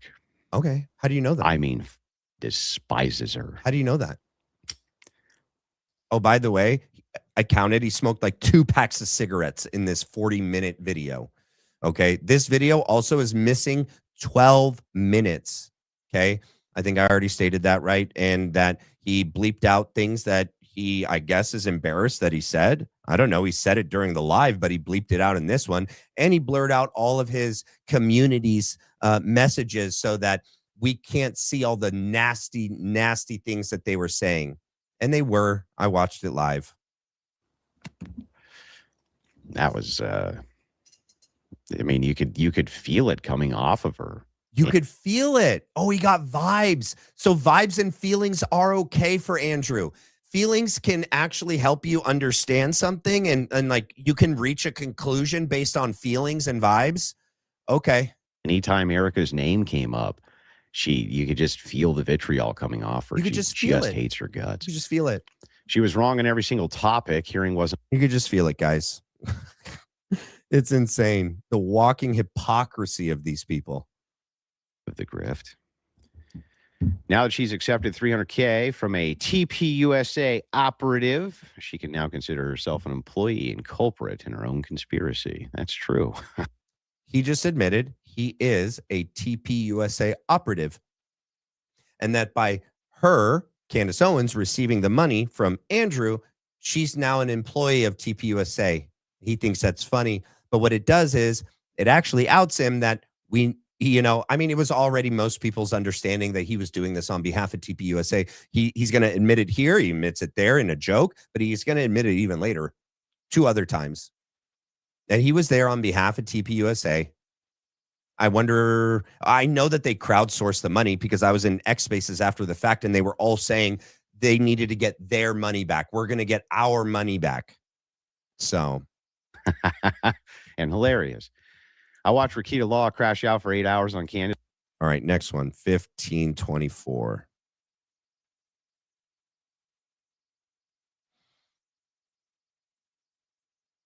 Now, just so you understand, you might wonder why the debate went the way it did.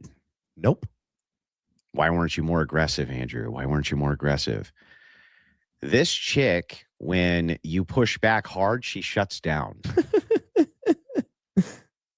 She just shuts down. She'll be like, I'm just not even talking anymore. I'm just not even going to talk to you. Did you guys see that at all? Did she say that one time?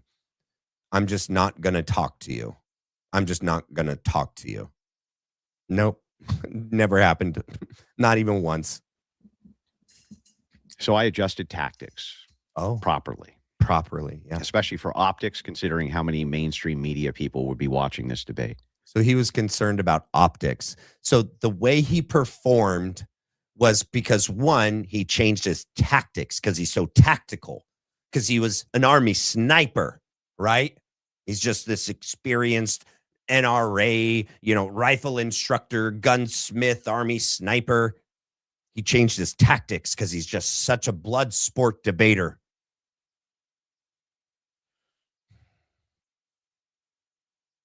So many people were tuned into this debate. Optics mattered.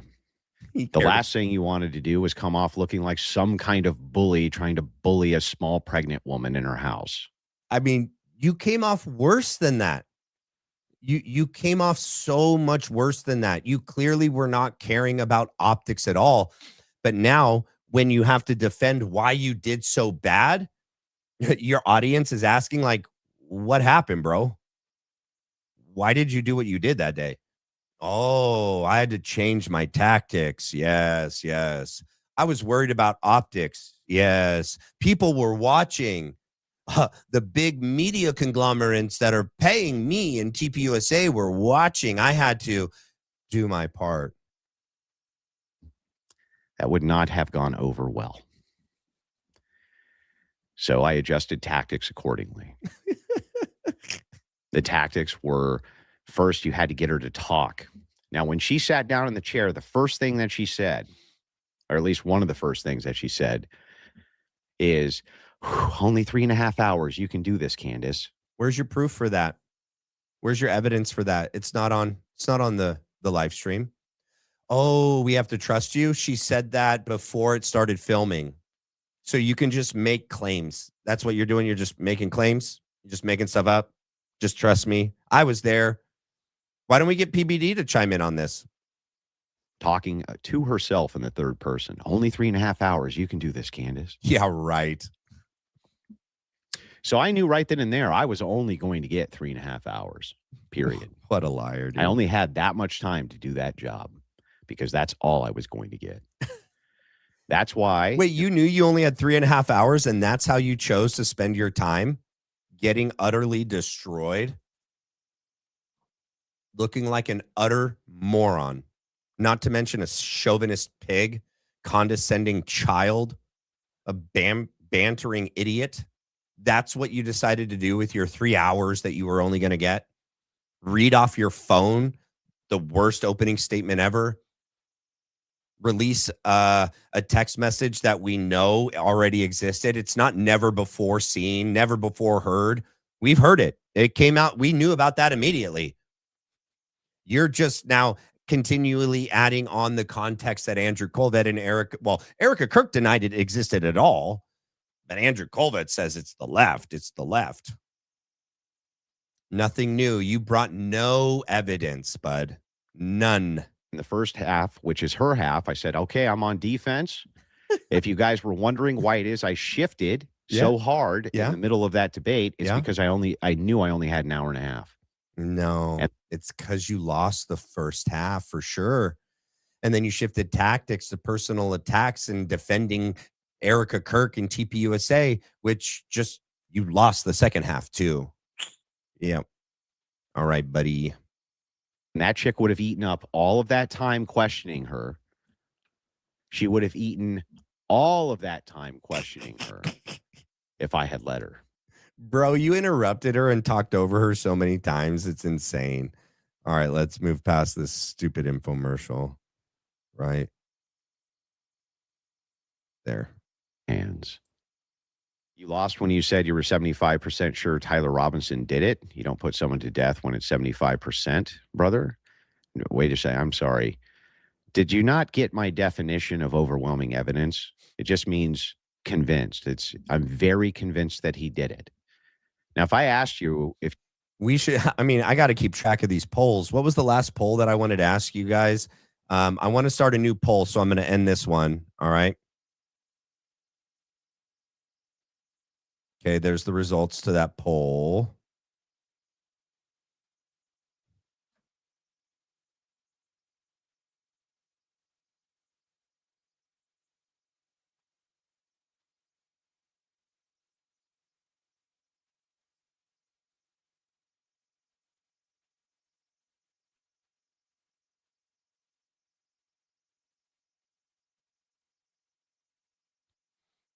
I'm trying to figure out how to word this.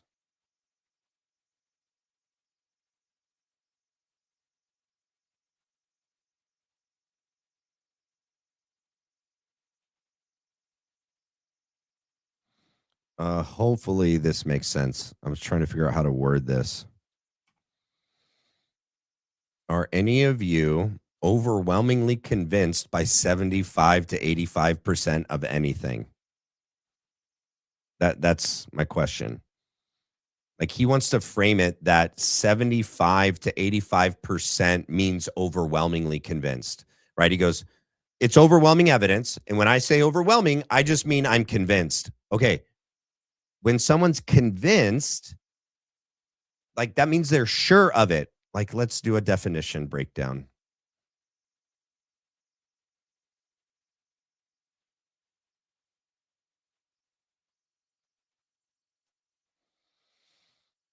Oh my gosh, you guys. Holy smokes. Okay, I didn't have the definition memorized. All right. So, Andrew Wilson said that when he said overwhelming, because he believed that the evidence against Tyler Robinson is overwhelming. And then when he gets into the debate, he clarifies his position and says, by overwhelming, he just means convinced. And then we heard his percentage, 75 to 85%. That's what he means by convinced. Let's read the definition. Convinced means being completely sure, or certain that something is true, often because of proof, good reasons, or someone talking to you. Yeah. So being completely sure or certain that something is true, often because of proof, good reasons, or someone talking to you, like someone telling you, firsthand. So for someone that's just so logical, right? Mr. Logic and Reason, it's overwhelming evidence. And then you redefined it by saying it just means you're convinced. And then you told us what percentage you're convinced, 75 to 85%. Definition of convinced being like 100% positive and sure. What was the word again? It was being completely sure or certain that something is true. Oh, not too smart. Andrew, not so smart. If you were 75 or 85% sure somebody did something and you said yes, wouldn't that mean you were very convinced of it? And I said right in my opening statement, this is not about reasonable doubt. We haven't had a trial yet. It's not about reasonable doubt. Yeah. It's about if you are convinced. Convinced means What you're completely convinced of. Completely sure. Now, the two of us arguing over whether or not Tyler Robinson, Charlie Kirk, right now it's actually somewhat difficult. It was actually Baron Coleman who pointed out the same thing that I knew the second they sent the prompt over. I couldn't believe they sent the prompt over. I was like, man. So there you go. Gary Melton said the same thing. Baron Coleman is to blame. He's the one that fed her that question about the 7 charges. He concocted that. The prompt was written by Baron Coleman. These guys just can't admit that they lost to a pregnant lady. You just lost. You just lost to a pregnant lady. Just like it's so obvious. And the fact that you're doing all this spinning of it, it just shows that it's obvious. Oh my gosh. All right, let's move on to the next one. 2055.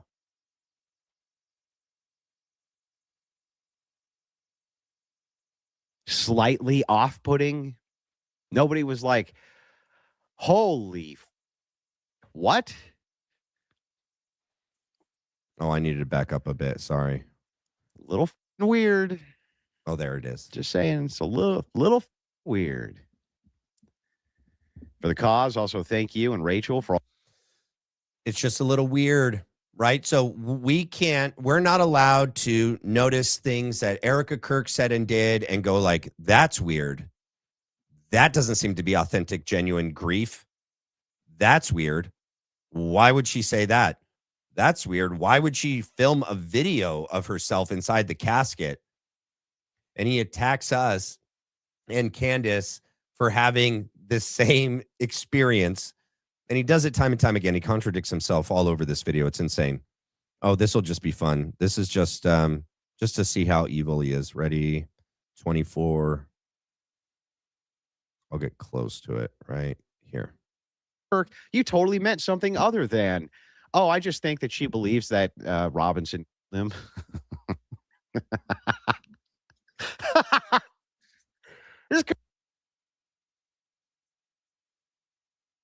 Yep. I'll just leave that there. All right. Next one. 25, 50, 47, 25. Yep, 47. Who tuned in for that, who had a lot of questions. In fact, I got hundreds and hundreds of DMs from people who said, I didn't actually know that there's no proof that Robinson was ever at that steakhouse. And I was like, well, now you know. Candace never said there's no proof, you moron. There literally is proof that he's there. That proof of the receipt and the owner who said he was there, the waiter. We just need to validate the receipt. That's the only other thing waiting to happen as at this point. But your guys' whole case rests on Lance Twiggs and statements that he said Tyler said to him when he came back to the house. And this letter that supposedly existed, that's burned and gone all of the testimony that really is part of all the major charges of confession, premeditation. It's on these text messages, Discord chats, and conversation that happened on guilt, admission of guilt happens, and that comes through Lance Twiggs. But we're not allowed to trust the owner of the steakhouse. We're not allowed to trust the testimony of the waiter. That's not good enough here, but it's good enough there. Okay. Doesn't know how to be consistent. Okay. Next. On X. Remember how she said, though, during that debate, I've only been using text message or what'd she say, Signal. Then as soon as the debate was done, she says, yeah, I've been reading my DMs in X. I was like, oh, I see. So she wasn't talking about during the debate. I don't know how stupid you are. When she handed the phone to PBD, she didn't have her phone on her at all during the debate. Maybe she did during break, but how would that have even have led into like a conversation that she wouldn't even have known was going to happen during the next portion of the debate, like 30, 40, an hour in? There's no way. Not to mention, he read everything. Said text messages, Signal, read it. There's nothing there. He admitted nothing there, nothing about the debate. What, she's not allowed to read her ex posts and DMs in between the breaks? What, you think people are feeding her information in her ex DMs? Okay. That's what you do when you know you lost. Just fishing for anything you can find. Even got in any of this to begin with. I'm going to tell you why. One of the kind of like OG Crucible guys who's been here since the very beginning, he was arguing with me in DMs about this stuff, right? Because while I always held the opinion that this was all bull, right? Our stated objective is to go after the left more than anything. Not necessarily get involved in right-wing infighting. We do sometimes, but usually we just focus on the left.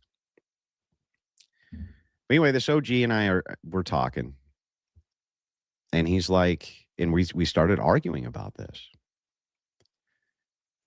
And he said, you know, in your debate course, you always say that you need to falsify your own position, which is true. If you're a real investigator or you're a wait, did I miss it? Is it not?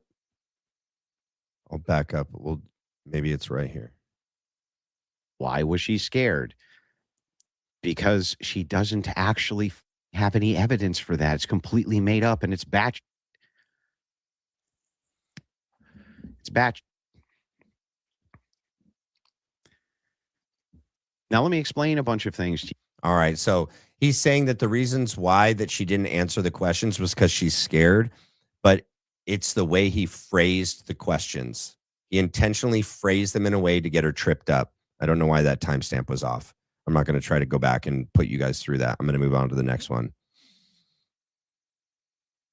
All right.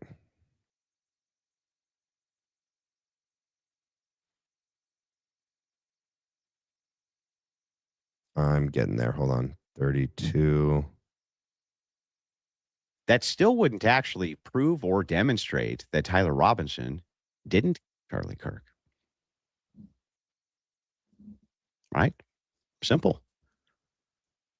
Easy. Snow sees them at Fort Huachuca. So I grant this in my head. Okay? 2 days before, you were at Fort Huachuca. You saw Erika Kirk there. Suspicious, yeah? Okay. So let's grant it. Even if I grant that, it still wouldn't prove or demonstrate that Tyler Robinson didn't Charlie Kirk. So here's what's insane. It's the totality of everything. Okay. He wants to try, and that's what he was trying to do. And Zach pointed this out today as well on his show, was that he wanted to try to isolate each piece of evidence, each claim that Candace has made, and just isolate it by itself and be like, I'll grant that, but that by itself doesn't prove anything.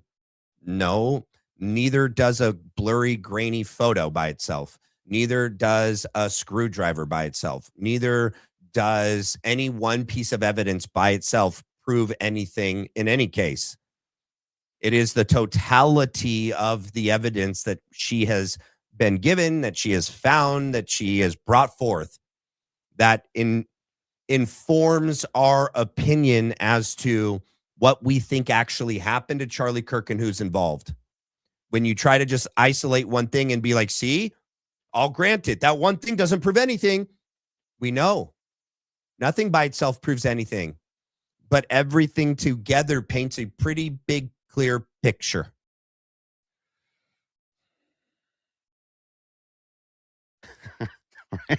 It also wouldn't even prove that Erika Kirk was involved, even if I granted it was true.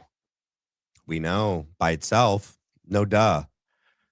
The first thing that I found going through this, trying to falsify my view, was that even if I grant most of the oppositional view, it still wouldn't prove their claims. Yeah, one thing by itself wouldn't prove anything. That's when I knew that this was all bull. Oh, okay. Right there. He knows just because he knows because he knows. All right. In there, I was like, this, I know that this is bull. So, decided to do my due diligence. What's that? I talked to many of the people down at TPUSA to get a different view. You did? One thing that I noticed from the Stu Peters of the world and these people, oh, better watch all it. These people out there running this gambit, talking all this, yeah, is that they rarely actually in good faith ever reached out to try to falsify their own positions to the very people. Let's go to Aubrey Laiche. Let me make sure it's on the screen. I haven't had the opportunity to finish the Candace Owens and Andrew Wilson debate in its entirety yet, but I'm a little more than halfway through, and I just have to get something off my chest. It's bothering me so much right now about something that Andrew said, which is Andrew mentioned that he reached out to Turning Point in good faith and received an answer regarding Charlie's text messages back and forth with the security team. And he was saying, oh, just such a shocker how when you reach out in good faith, like they might actually respond. Well, as the sole individual who was handling the press@tpusa.com email inbox for months on end prior to Charlie's assassination and after, there were a few other people who handled it too, but I had access to the entire thing after Charlie's assassination. For those of you that don't remember, Aubrey Laiche was literally like Andrew Kolvet's right-hand woman, right? She is the one that crafted the response to networks and within the organization that Charlie Kirk had been declared dead. She's the one that put on the whole memorial because Andrew Kolvet just couldn't do it. He was too busy meeting with Miriam Adelson. There were so many people who reached out in good faith, both reporters, reputable reporters, and just normie individuals just from around the world who reached out in very good faith with just these kind of similar and questions. You don't say. And we were told explicitly, like, you don't respond to these people. Oh. Like, we didn't respond to any of them. Oh. And then, so that's number one. Number two is that when I was fired, I actually mentioned to Turning Point leadership, both to Andrew Kolvet and Marina Minas, that there were staff who were concerned about 9/10, who had questions and who certainly were asking these things in good faith. I mean, these people had uplifted their lives, moved across the country, put off school, done all kinds of things to work for Turning Point. Those people were always acting in good faith and they had questions too. And it was an environment that was not safe to be asking those questions. And certainly I'm a product of that. Yep. So just wanted to put that out there. I'm calling BS on this one for Andrew. Thank God for Aubrey Laiche.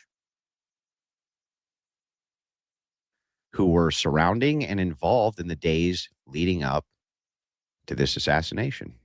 Almost none of them. So I did that. You did you? That's what I did. And good God, were they ever cooperative? I bet they were. That's what happens when you work for someone. You have shared interests. You have a united goal. You're working together as a team. That's why you went down there. Never seen people who are so happy to answer questions in my life than the people down at TPUSA. Does everyone have, all of these people have amnesia? Have they? Okay, Blake Neff could at least answer. He's been watching. Well, Gary's been watching a lot of Candace Owens' shows too.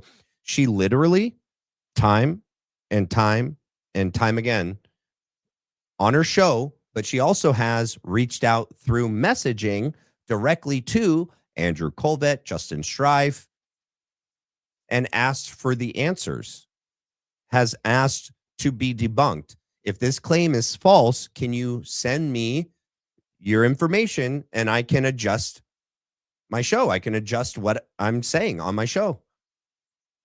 Candace Owens has personally reached out time and time again for their response, for their proof, for their evidence, for their alibis. And she's not the only one. And Aubrey Laiche said there was like tons of people that reached out and they were told specifically, don't respond. Got it. But Andrew Wilson, he just has the Midas touch. He's just so tactful, guys. So this guy, like Frank Turek, with the softness of a brick, right? He just has the magic touch. He goes down there and he just knows how to ask just perfectly. Can you please, pretty please share with me? Please. I'm asking nicely. I'm here in good faith, Your Highness. In good faith, here to serve thee. Please give thee thy information, so I may go and debunk the enemy. She who shall not be named, as Graham Allen says. Yeah. Okay. I thought I'd get some resistance. Nope, no resistance. No, not when you're getting paid. I've been shouting it from the rooftops. None of these people ever bothered to just go talk to them to see if they could falsify their own position. None of them. They did. We all did. Candace sets up a meeting and then does everything she can to get out of the meeting. I've reached out to them too. Crickets. Candace didn't get out of any meeting. Do you not remember what happened? Blake Neff and Andrew Kolvet backed out. They like put on some unrealistic expectation that she had to go there in person. Okay. They do their shows like virtually live from different locations all the time. And then they backed out and like, we're going to do it anyway. And then Candace released information and then Erika Kirk freaked out and flew out to her. Yeah. And then lied to her. Lied to her face. Yeah. None of them in good faith ever just contacted these people to ask them. Yeah, they did. You know, is there any merit to this? Who would have better evidence that they weren't at Fort Huachuca than Erika Kirk? I know. That's what we're saying. Well, it turned out, ladies and gentlemen, she had a bunch of evidence she wasn't there. Really? Huh. Why did she send a fake picture to Gary Melton? I mean, you guys work together. Did you not know about that? Gary admitted it's not an authentic photo. He goes, what does it matter if it's not her kids? It doesn't matter if it's not her kids. Gary, do you not understand what an alibi is? Her alibi is that the picture was taken by her of her kids. If it's not her kids, huh? Not to mention it was the wrong day and time, moron. So Erika gives a picture to Andrew Kolvet, gives a picture to Gary Melton, told not to release it, not to show it on his show, and being the moron that he is, releases it and shows it on his show. And the reason why Erika and Andrew would ask him not to show it is because they know it's not pictures of the real kids, because the kids at the time were 3.5 and 1.5. The kids in the photo are like 5 and 7. So, and all we've asked this entire time, Barron has asked it, Candace has asked it. Okay, if you're not there, if you weren't there, can you give us an alibi? No, they make fake flight itineraries. Brian Harple gives a boarding pass, like the flight purchase ticket that he was set to be on this flight. All that's been asked from the beginning is that as the research continues online and they find information and they release the information, they also ask, if this information is not true, Andrew Kolvet, Blake Neff, Erika Kirk, please reach out to us and we will fix the record. What else do you want, Andrew? You haven't been here long enough to know the stories, man. You just got here, bro. You didn't do your research about the trial. You haven't done the research on the last 11 months. We've been here the whole time. Our opinion is because it's an informed opinion as to why we think they're suspicious. And now you're part of it. She gave it to me. No duh. Can't wait. What about the conspiracy? Can't wait to see it. That Erika Kirk, there was no plans for her, if something ever happened to Charlie, to take over TPUSA. Yep, that's false too. Oh, really? I got proof of that. You got a video, the video that they showed, the AI video, the one that Candace has the full thing. She spoke to donors there and was like, yeah, that's not what happened. That's not the question that was asked. She asked Andrew and TPUSA to prove her wrong. Release the information. If it's true, just release it. They don't need someone to come down there, Andrew. That's the other thing you don't understand. We've all been asking from day one. They have a show that they do every day. Like, it's like almost implied that, like, if we're making these statements and our allegations or our assumptions or our opinions, our theories, our narratives, that we think what's going on, and we ask them to, chime in and to help clear this out for us. They have a show they do every day. They have no problem releasing text messages and other things when they want to use it to defend themselves, but not for transparency's sake for the public that cared and loved for Charlie Kirk and are really disgusted with everything that's happened since his death. We didn't ask the way you asked. Oh, show the evidence, bro. You want to call out Stu Peters? Show the freaking evidence. Oh, you're going to drip feed it. Oh, you're funny. That's totally false. Prove it. What about the fact that Charlie was worried that he was going to kill him? Not only does nothing like that exist, I have a message from the night before saying exactly the opposite, that he was worried that somebody from the left was going to. Oh, yeah? Oh, yeah? Did Erika Kirk give it to you? Let's go here real quick. Let's just remind everyone the level of deception here. Okay? Let's just remind everyone. But he was not messaging people the day before saying, I'm going to be murdered. They're coming after me. Someone's going to kill me. He didn't say that. Oh.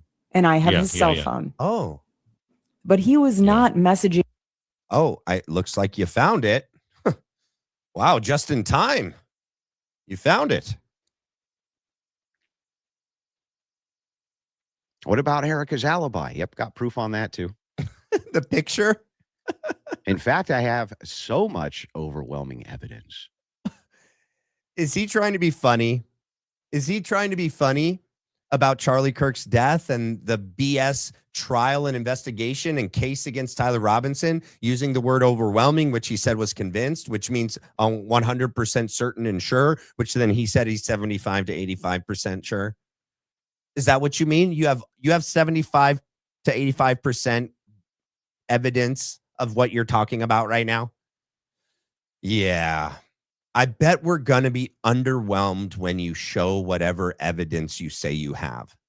Because the fact is, Andrew, if any of this were true, Andrew Kolvet and Blake Neff and Erika Kirk would have released it long ago.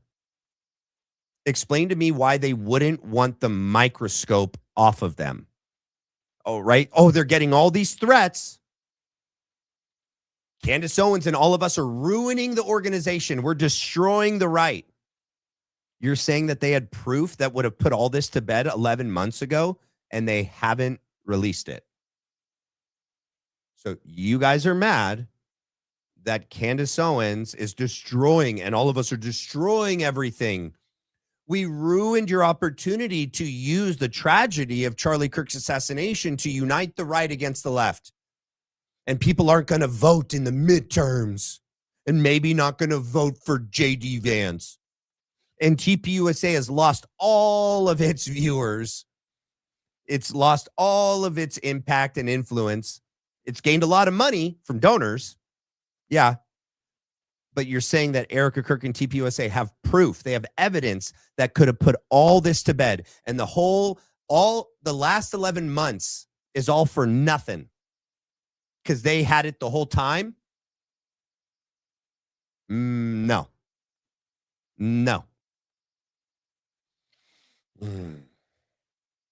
To the contrary. I couldn't believe it. I couldn't believe. We don't believe it either. That these people spun all of this yarn for all of these months.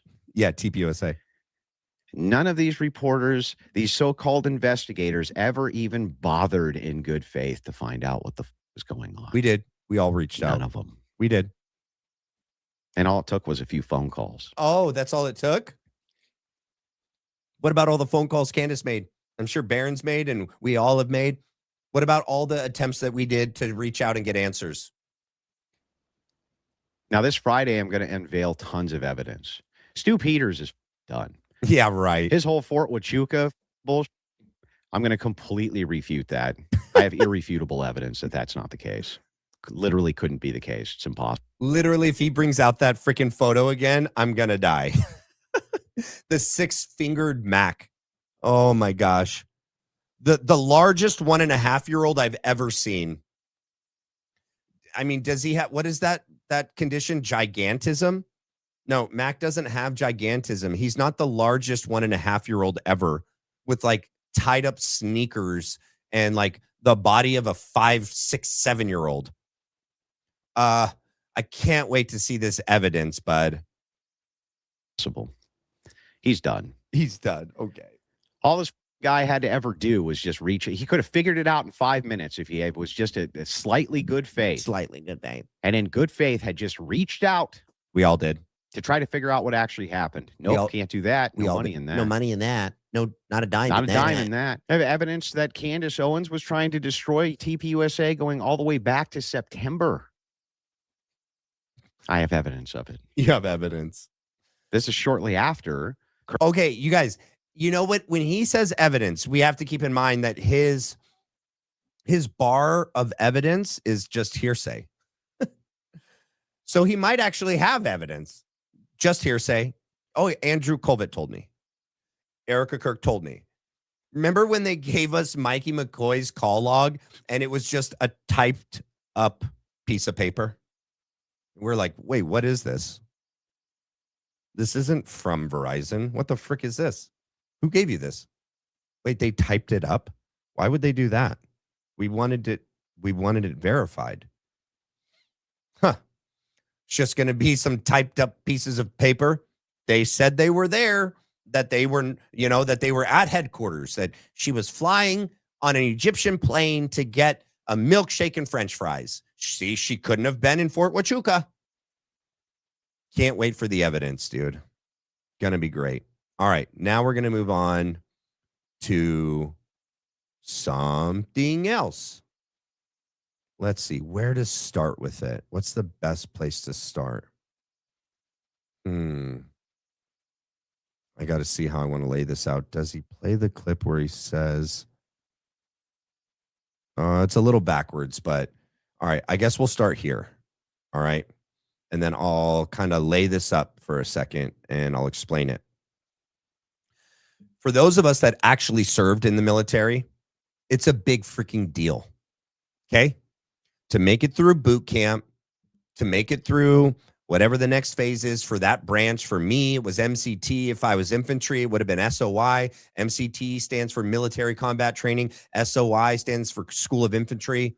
Then to make it past that, and you go to your MOS school, you get trained, you can fail, you can get injured, you can get sick, you can get in trouble out in town, people get kicked out. It's not guaranteed. It is so hard to make it through a full enlistment with an honorable discharge at the end. It's not as easy as people think. So much can happen during an enlistment that could get you could, pop on a drug test. A lot of guys are young and they're not married and they're partying. People pop on a drug test. People get DUIs out in town. People do stuff on base. Other things, they can break the military code of the Uniform Code of Military Justice, the UCMJ.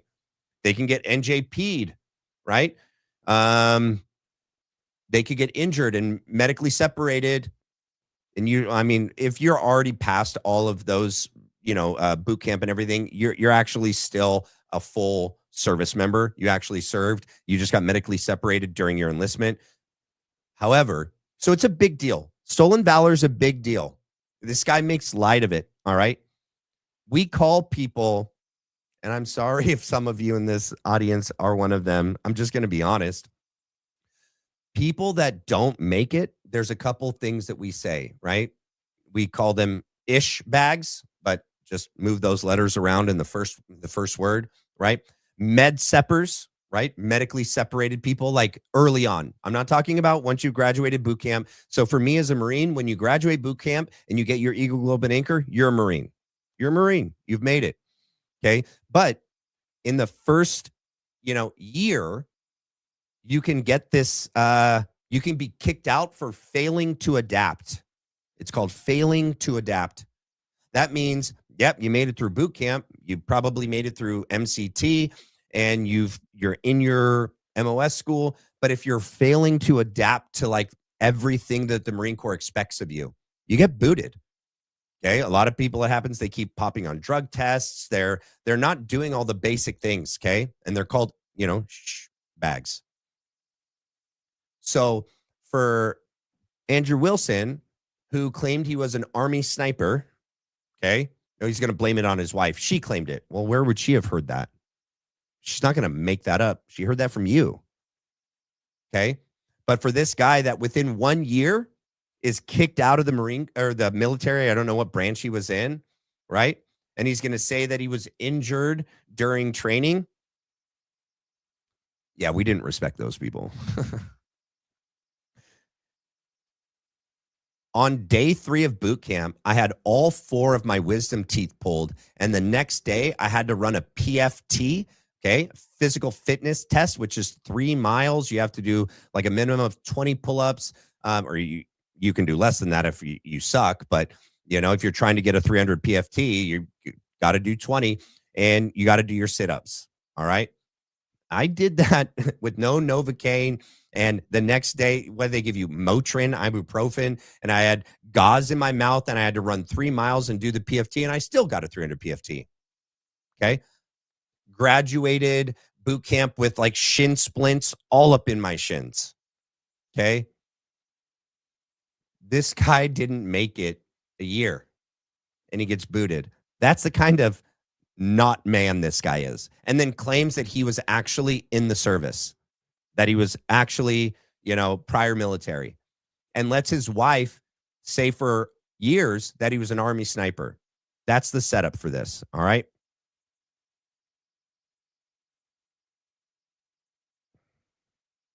He doesn't like me very much. He said I have to send him proofs. Refuses to address his military service in depth. Okay, you ready? I'll discuss it in depth. You ready for this? I was in for a very short amount of time and got hurt during training. Oh, poor baby. And I was in for about a year roughly. Bag. There you go, bro. Med sepper. Did I address it in depth enough for you? Yeah. You couldn't cook it, dude. You couldn't hack it. You're one of them. You're one of those guys. But then you got out and lied about it.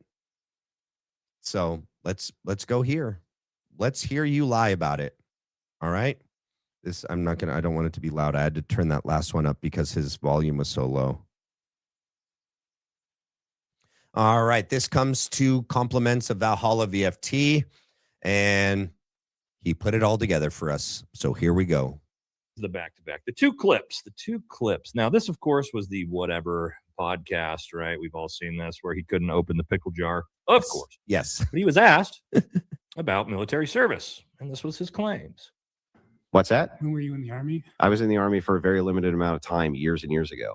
How long was that very limited amount of time, if you don't mind me asking? It wasn't very long, about a year.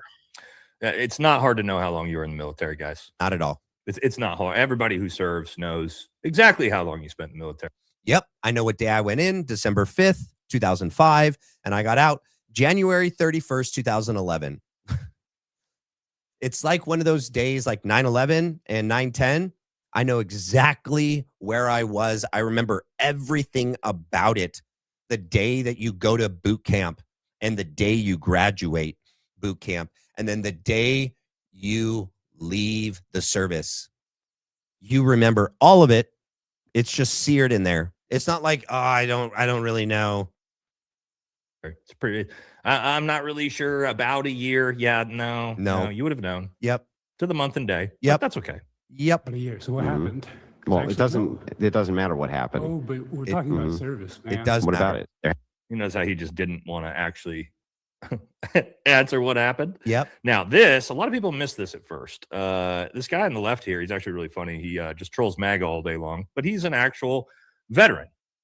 I believe a retired veteran. He was debating Andrew Wilson. And when this is where we should have been paying attention to, when debating someone who actually served in the military, not just on the whatever podcast trying to sound cool in front of OnlyFans girls, right? Debating someone who was actually in the military, this is what he had to say. Had to be some sort of service which was rendered before you were allowed to vote. Yeah. Like military? Military service, maybe. Yeah. So did you serve, Andrew? I did not. No. Oh, that's weird. Okay. So, yeah, I mean, he literally told us he never served.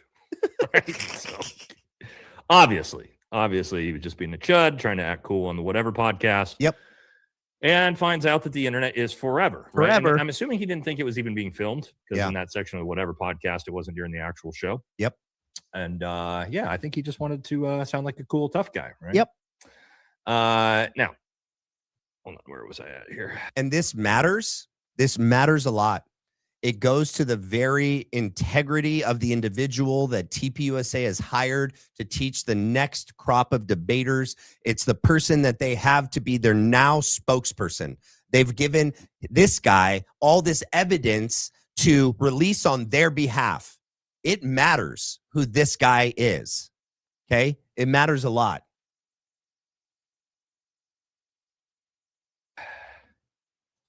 Where was I at here? Okay, we also got this because this was interesting too during the actual debate itself. I agree. All right. Oh, here we go. I concur with the fact that that's a possibility. So I think, have said on a platform that you were Got it. gunsmiths. Turn it up. And for how many years? Many years. For many years. You also said that you were an Army sniper. Watch his foot when he's answering these questions. I concur with the fact that that's a possibility. So I think, have said on a platform that you were gunsmiths. Okay. And for how many years? Many years. For many years. You also said that you were an Army sniper. I wasn't a sniper in the Army. Okay. And I never said that. Sorry, your wife tweeted that you were an Army sniper. Yeah, I don't know. Like 15 years ago, she said something. Does it She said change that it 15 was- years later? She said that it was Does it? colloquial. Army sniper is a colloquial term? Yeah, I was never an Army sniper. Okay. What did you do in the Army? Did you teach this? She then corrected it and said you taught rifles in the Army? No, I didn't teach rifle. No, I taught rifles as private citizens. I taught rifles. You know, I know a lot of firearms instructors. I am one. I'm going to let him finish that in a second, but hold on. You guys, when I hit the end to the poll, it spits out the results. It shows it to you guys. Did you guys not see it?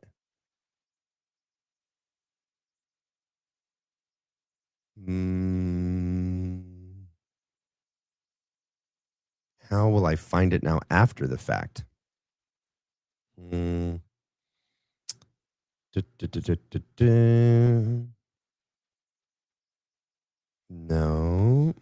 not there.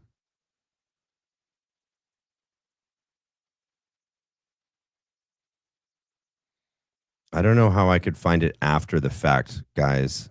Did it not show it? Usually when I hit end of the poll, it puts it up in the chat. It tells the percentage of the poll.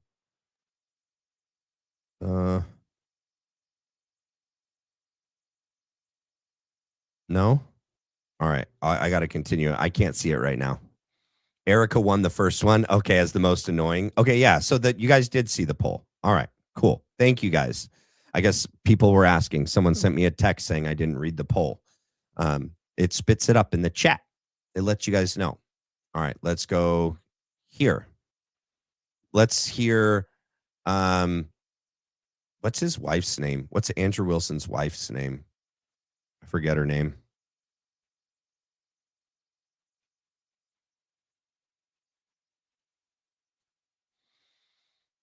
Yeah, what is it? Rachel Wilson. All right, so here's Rachel Wilson. I think that's the idea. Again, you're right. I don't speak for Andrew. I have lots of woman moments, guys. Like this scandalous text they dug up from 2015 where I called him an army sniper. Just being super straight up with you guys. I'm a smart lady and all that, and now I'm a certified firearms instructor. I've gone through a ton of training since then. But in 2015, I didn't know what I was talking about. I knew that my husband was in the Army and that he taught people. But he wasn't in the Army. He admitted that himself. He'll say he's in the Army when veterans aren't around, but then in front of a veteran, he goes, no, I wasn't, because you can't consider yourself in the military if you get separated in the first year. Okay? That's not, you did not serve. Sorry. He was not in the Army. He wasn't. He couldn't hack it for whatever reason. So you're not even being honest. Like long range rifle training. He was the level of instructor that trained other instructors, and his MOS he would have had in the Army was like a combat MOS. So that's what he would have done, but he got injured in training and he had to have a medical discharge. So that was me having a bimbo woman moment in 2015, and now the whole internet's trying to use it against my husband. It's like, so please, like, if I misspeak, if I say a technical term and use it incorrectly, you know. Well, I think most people. I'm just a ditzy blonde. Forgive me. I'm a very intelligent woman, except for when I'm totally stupid and bimby and boopy. No, I didn't know. I didn't know the difference. I've never heard anybody say, I teach rifles. Me neither. Okay. People talk about, I'm a firearms instructor. I teach shooting. Nobody says, I taught rifles. I've never heard it. That's not a thing. Not a thing. Now, he's also very clever in the way he lied there, or didn't really lie, told the truth, right? Lied by omission. Yes. By when Candace asked him, were you an Army sniper? No, I wasn't an Army sniper. No. Well, your wife said that. Oh, well, 15 years ago. Let's look at that. Let's look at this tweet, right? This is Rachel Wilson saying, sometimes it comes in really handy to have a husband who's a master gunsmith and an Army sniper. Wow. Now, why might the wife of Andrew Wilson say that he was a Army sniper? Ooh, me. Because he Was told she her? just being colloquial? No. No. What was happening here is this is called stolen valor by proxy, which I explained in my video earlier today. The only reason a wife would say that is because, why, guys? He told her. Because he told her that. Yep. Now, did he tell her that to sound cool? Maybe. Does she now know that, she finds out later that he was lying to her? Of course. But she lied. And now she has to try to, save face. Mental gymnastic her way out of it. But yeah, of course. I mean, he's the one who said that. She's just a ditzy blonde. She didn't know. Because he told her that, right? We know that. No, we're not dumb. No, we're not dumb. So at some point, he was telling people that he was, an Army sniper, which he very much obviously wasn't. Now, it's also interesting. He says he's a master gunsmith. A master gunsmith. That's interesting. That's another one of those things I'd like to see, provide us your FFL to show us that you're a master gunsmith. I have a feeling he's not going to be able to produce that either, because I can just tell by looking at his hands and his wrists that he's not a gunsmith. He's got soft, tiny, weak hands, no muscle in his forearms at all. Most gunsmiths have incredibly strong hands and wrists. Not an easy job. There's a lot of tooling and different things in it, but also just his knowledge, a master gunsmith. Lack of Ian knowledge. had this whole clip pulled apart that we're going to look at first. Let's go, Ian. I'm not sure I believe that you were a master gunsmith. I agree. Based off of your lack of knowledge of basic ammunition. Let's take a look at this one. And he owned a firearms company, I think, is the idea. So he's supposed to be an expert in firearms to a certain degree, apparently, based upon his self-proclaimed bio. And then he says this. 150 grain Remington core locks absolutely could shatter when it hits the neck of any human being. When you say that there's some steel neck and it's a smaller caliber, you have to make a counter explanation. Why wouldn't a smaller caliber also go through bone? It could. I didn't say it can't. Right, exactly. So if that's the case, then ammunition is going to be smaller rounds often penetrate more, actually. It's kind of counterintuitive. the critical key here. And if we have frangible ammunition, which we do in this case, a flex tip. Nope. Did you hear that? Frangible. We have frangible ammunition, which we do in this case, a flex tip. Sorry, soft tip. One more time. Then ammunition is going to be the critical key here. And if we have frangible ammunition, which we do in this case, a flex tip round. Well, I'm sorry, not a flex tip, a soft point round from 100. That's not frangible. No, it's not. That's not a frangible round. Nope. I mean, Ian knows that, right? Totally we know different. that. We all know that. No, a core lock round, soft point round, full metal jacket round. None of these are frangible rounds. A frangible round is designed to disintegrate, basically fragment to powder on impact. That's what a frangible round is designed to do. Yep. Core lock round is designed to do the opposite of that. Boom. Designed to kill a moose or a deer or an elk. And it wouldn't do you a whole lot of good if that round dissolved into powder on impact, because you couldn't punch through the hide and chest cavity of a giant animal, right? Correct. Seems pretty basic. Yep. And in fact, I could show you. I've showed it on my channel before. People didn't want to pay attention. Well, you guys did, but all the ballistics experts. I mean, here's the box. This is the rounds he's talking about. The exact rounds. These are 150 grain core lock Remington soft point. Core lock rounds. Remington core lock rounds that he claims are designed to, or are frangible rounds. Well, let's read the back of the box here, chat. What does this say here?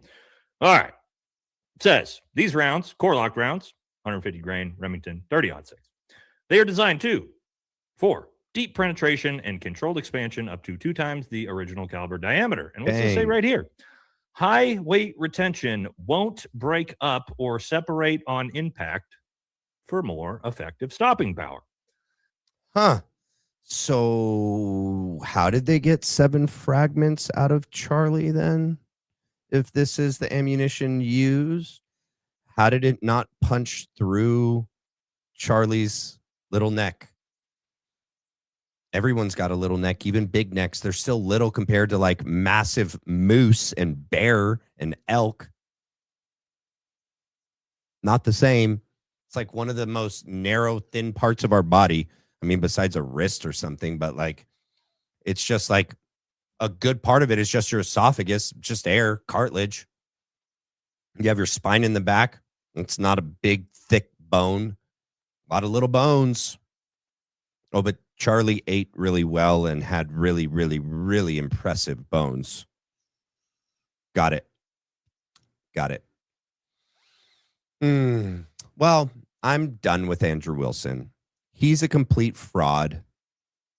Nothing that guy says should be taken as truth.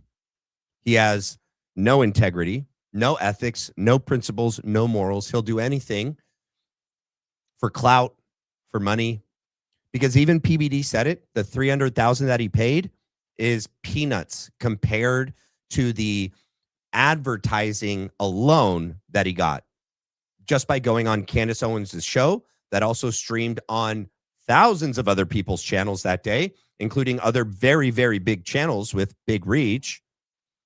So he didn't do it for free.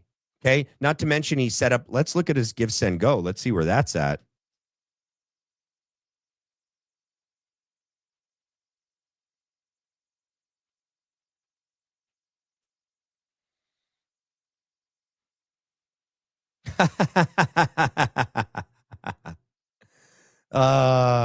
You just can't make this stuff up. It's just hilarious. I mean, 80,000 is a lot of money. It's nothing compared to 300,000, but I would say most people don't want to give you money, Andrew. $80,085. Yeah. Got it. Most people don't want to give you any money. All right. All right. Let me read some super chats, and then we're going to get into the Charlie Kirk clip that I have that we're going to continue from the previous days. Am I at the top? Yeah, that's the top. Elena Laurent, thank you for the gifted one Black Line Brief membership. I appreciate that, and whoever it's going to go to will also very much appreciate it. Hey, Granny. Granny loves Jesus. Can I call you Granny? Has anyone considered that all this tracking is for the slops advantage and not for our own safety? Hello, slops. We don't know, but we know. What do you mean tracking? What tracking? What tracking are you talking about? Thank you for the gift, KJ Kemp. Granny again. Just want to say I love you, Matt. I love you too. Thank you. The light covers their darkness. Jesus is Lord. Yes, he is. Get behind me, Satan. You lost. Yes. Stand on the only rock. Amen. 100%.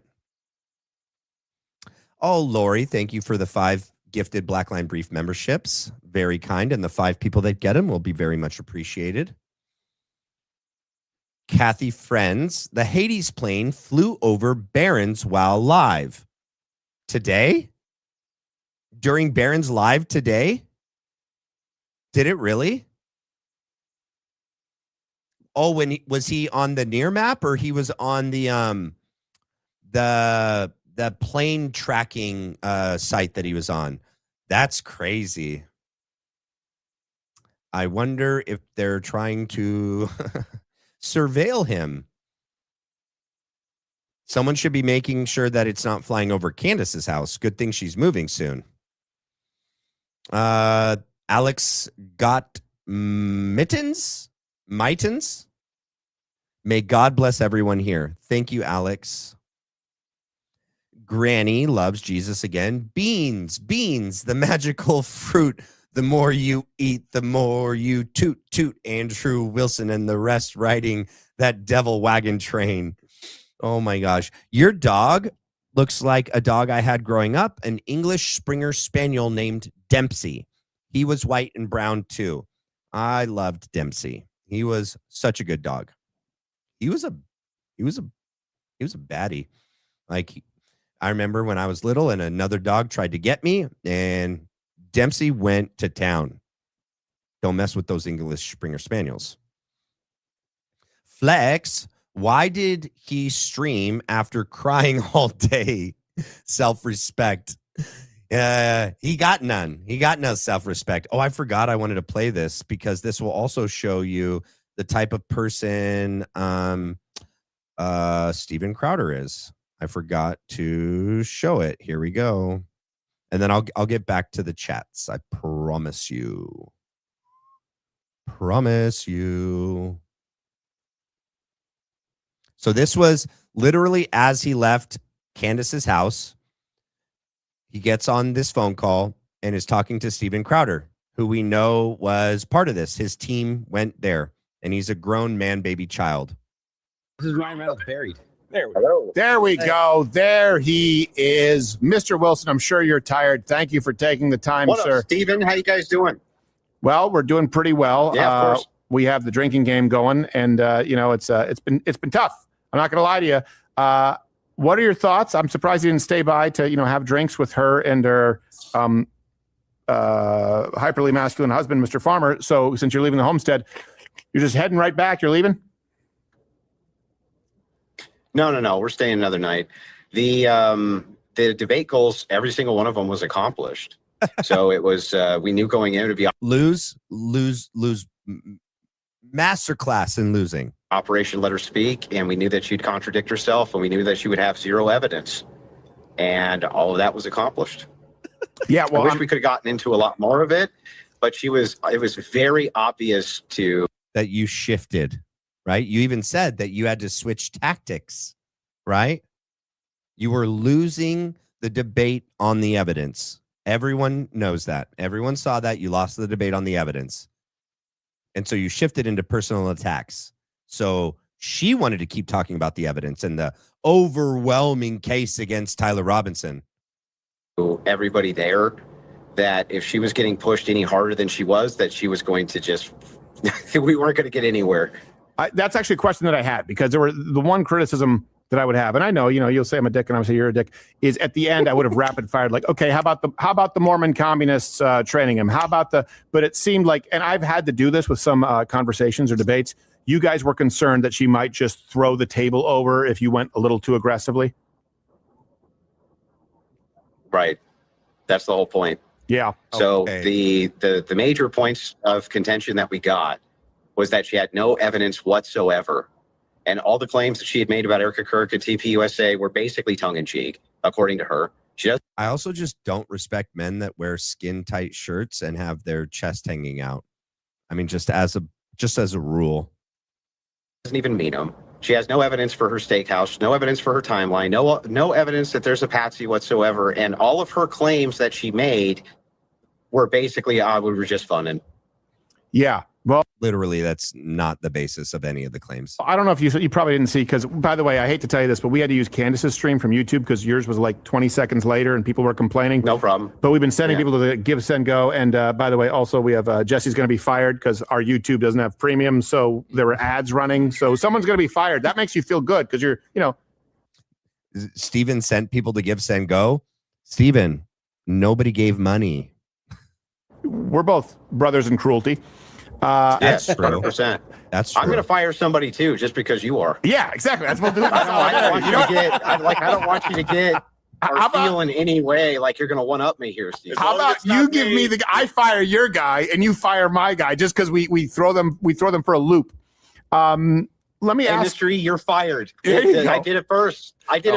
You're done. You can't fire Gerald though, because he's so big and athletic and it's intimidating. One quick question. True. Did they Nixon JFK you? Because she has a full stylist and makeup crew. Did they give you makeup and no.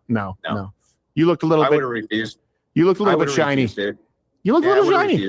You looked a little shiny. Yeah, it looked a little shiny. It happens. But yeah, I mean, look. Does she have Hakeem Olajuwon hands in real life? What the hell is that? The best. Large hands. Yeah. No, she doesn't. Okay, all right. Go ahead with your valid point. I'm being childish and stupid. Yeah. No, go ahead with your valid point. Fair. I was just being childish and stupid because we've had the drinking game. Please, give it to me. Nothing. I feel. The thing is like, we knew that we were probably only going to get 3.5 hours. Yeah. Of actual runtime. We knew that was all we were going to get. That's why it moved very quickly. If the statement he made in his live stream were true, he would have said it right there, because he's talking about 3.5 hours. Why didn't he say that, before the cameras turned on, she whispered out loud to herself in the third person, "You can do this. Only 3.5 hours." Because it's just made up. It's just made up. That's everything. I didn't want to put us all through too much more of this guy. So let me pull this up. I'm going to pause it. Don't worry. I'm going to pause it because I'm going to finish reading super chats. I mean, unless you guys wanted to finish that and see what else horrible, nasty things they said, you guys can let me know in the chat, or if you're good. You had enough Steven Crowder and Andrew Wilson for today. So, he bought Candace a new house, right? Yeah. No more. I agree. No. No, we're good. We're good. Okay, cool. Super chats. Yeah. That's why I turned it off. That's what I was saying. All right. Matt, you need to debate this clown. Do you not know? I asked to debate him. He accepted the debate. And then he said, give me the debate prompt. This all happened on X. I gave him the debate prompt. And then he tried to argue out of the debate prompt with me. He lost that argument on X. And then he ghosted me, pretend like he never talked to me, act like I was a figment of my own imagination, I guess, and then ghosted me more. And then he's like, no, you're too small. I get these requests all the time. Help me remember. And I tagged him in all of the debate argument prompt portions on X that he lost. And then he just ghosted me. And then he sent some of his minions out to harass me on X. And then that's when he started trying to call out Barron. And then he's like, oh, I got to move up from there. Okay, I'm going to call out Candace. And keep in mind, Candace never asked for money. That was brought up by Brian Atlas and by Andrew Wilson. So she wasn't doing it for the money. They had entered that in on their own. He won't debate me, though. So, it is what it is, but it wouldn't have gone any different than what you saw with her. Okay. He's going to do, it's just, that's his game. I've seen all his debates. He debated Zach Costello. He debated Stu Peters. It's the same game that he plays. He's not in good faith. He's not there for the truth. He's just trying to get clips out of it. He's trying to get you bogged down in semantics. He plays rhetorical games and tricks. It's pointless to debate someone like him. If not, I guess a good outcome is to just have it on full display so everyone could see like they did with Candace Owens. So that might be the only point in it. But yeah. Matt, do you have any thoughts and theories why the least investigated is Dan Flood?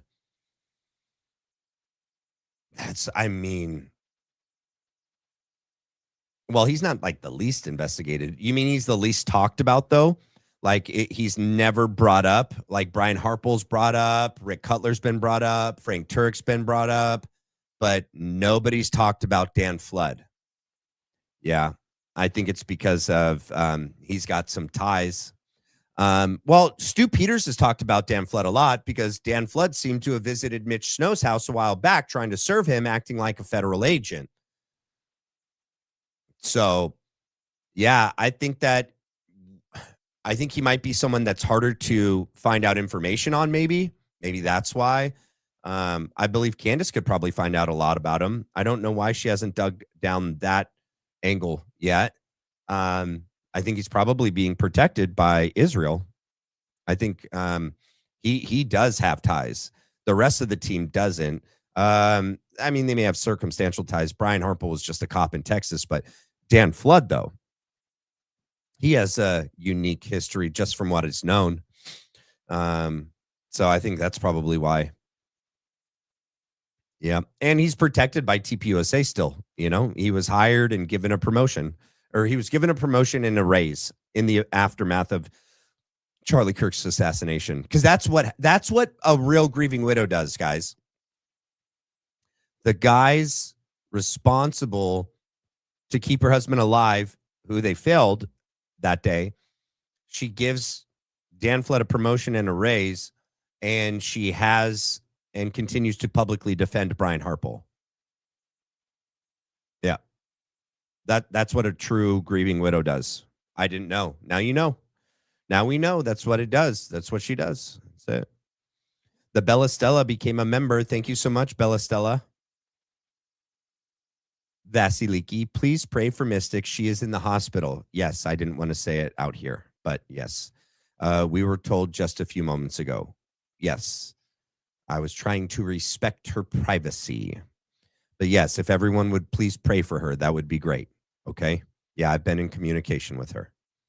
So everyone please pray for Mystic. She does have a chronic illness, and she needs our prayers today. Okay? Thank you. Mine, not yours. Thank you for the gift. Brett Booth. Hey, Matt, please say a prayer for Mystic, who was admitted to the hospital earlier today for an illness you're aware of. Yes, correct. Yes. Thank you, Brett. Thank you, Vasi.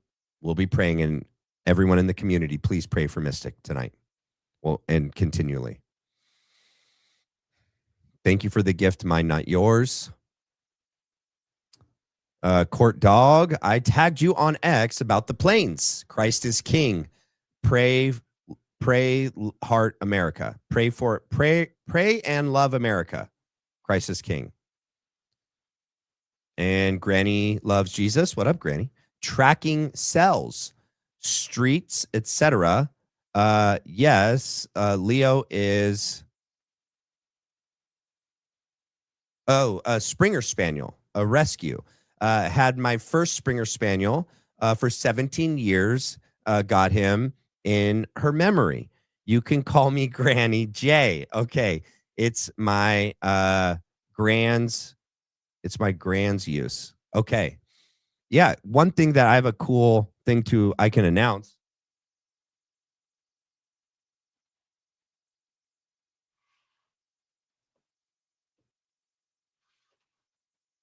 So, where's this one where it talked about?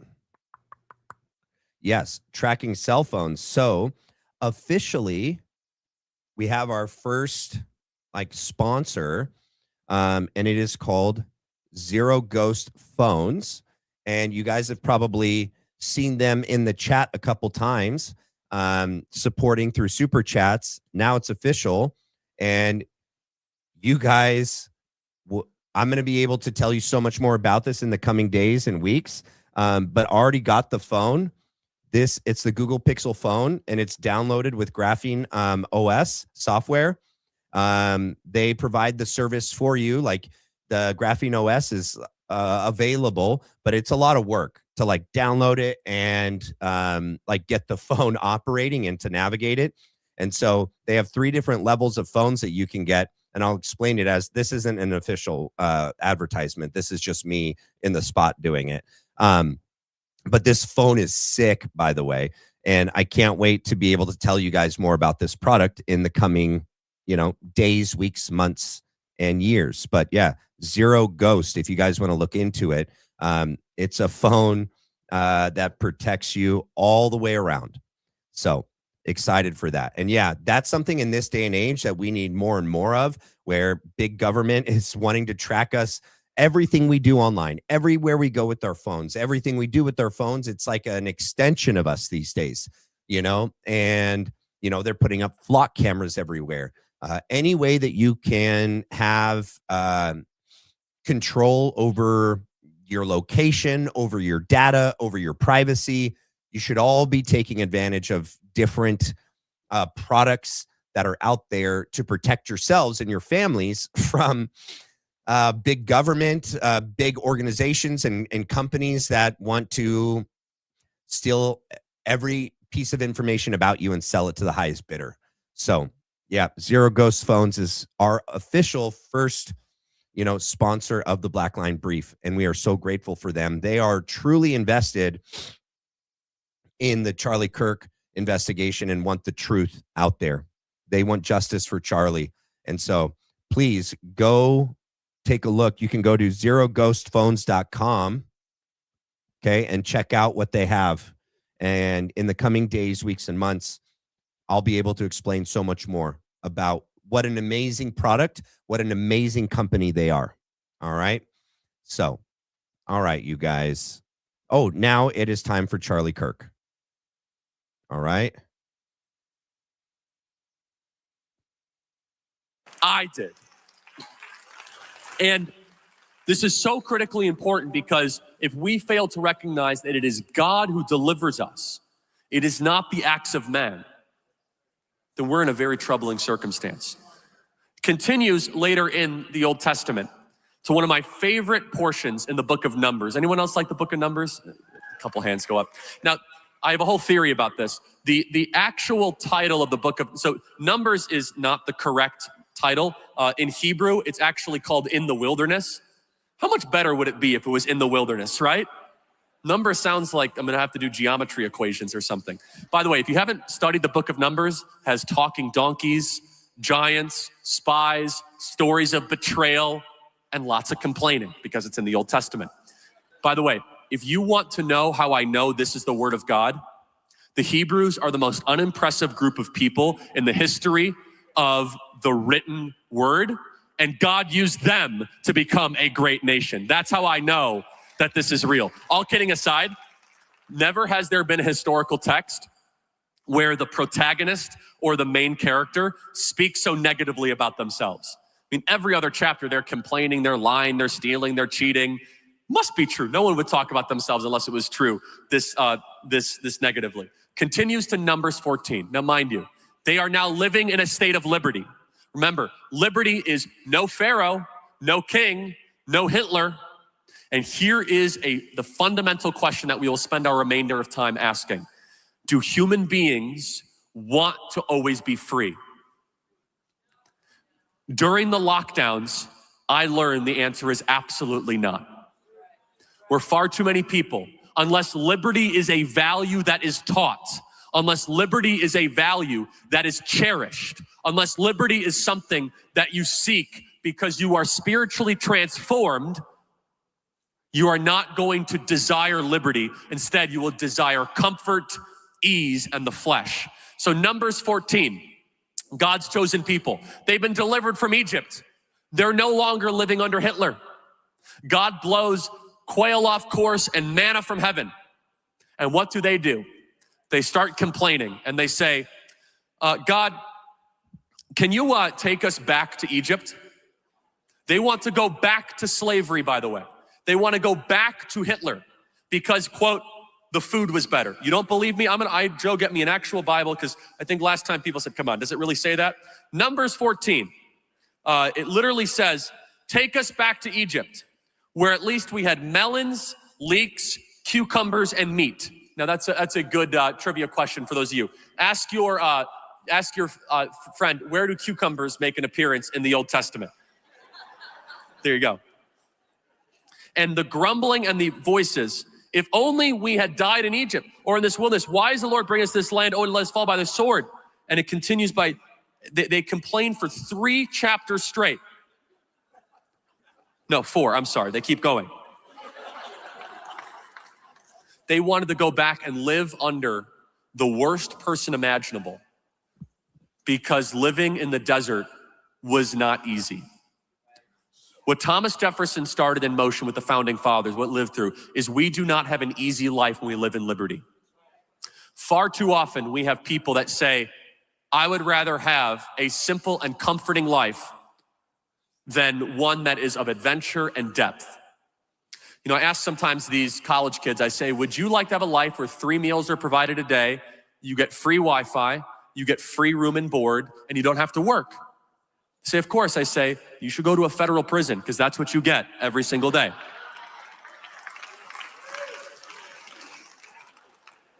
But you don't have liberty. But you get 3 meals a day at a federal prison. You get Wi-Fi, you get Netflix, you get Hulu. You don't have to pay anything. But you're not free.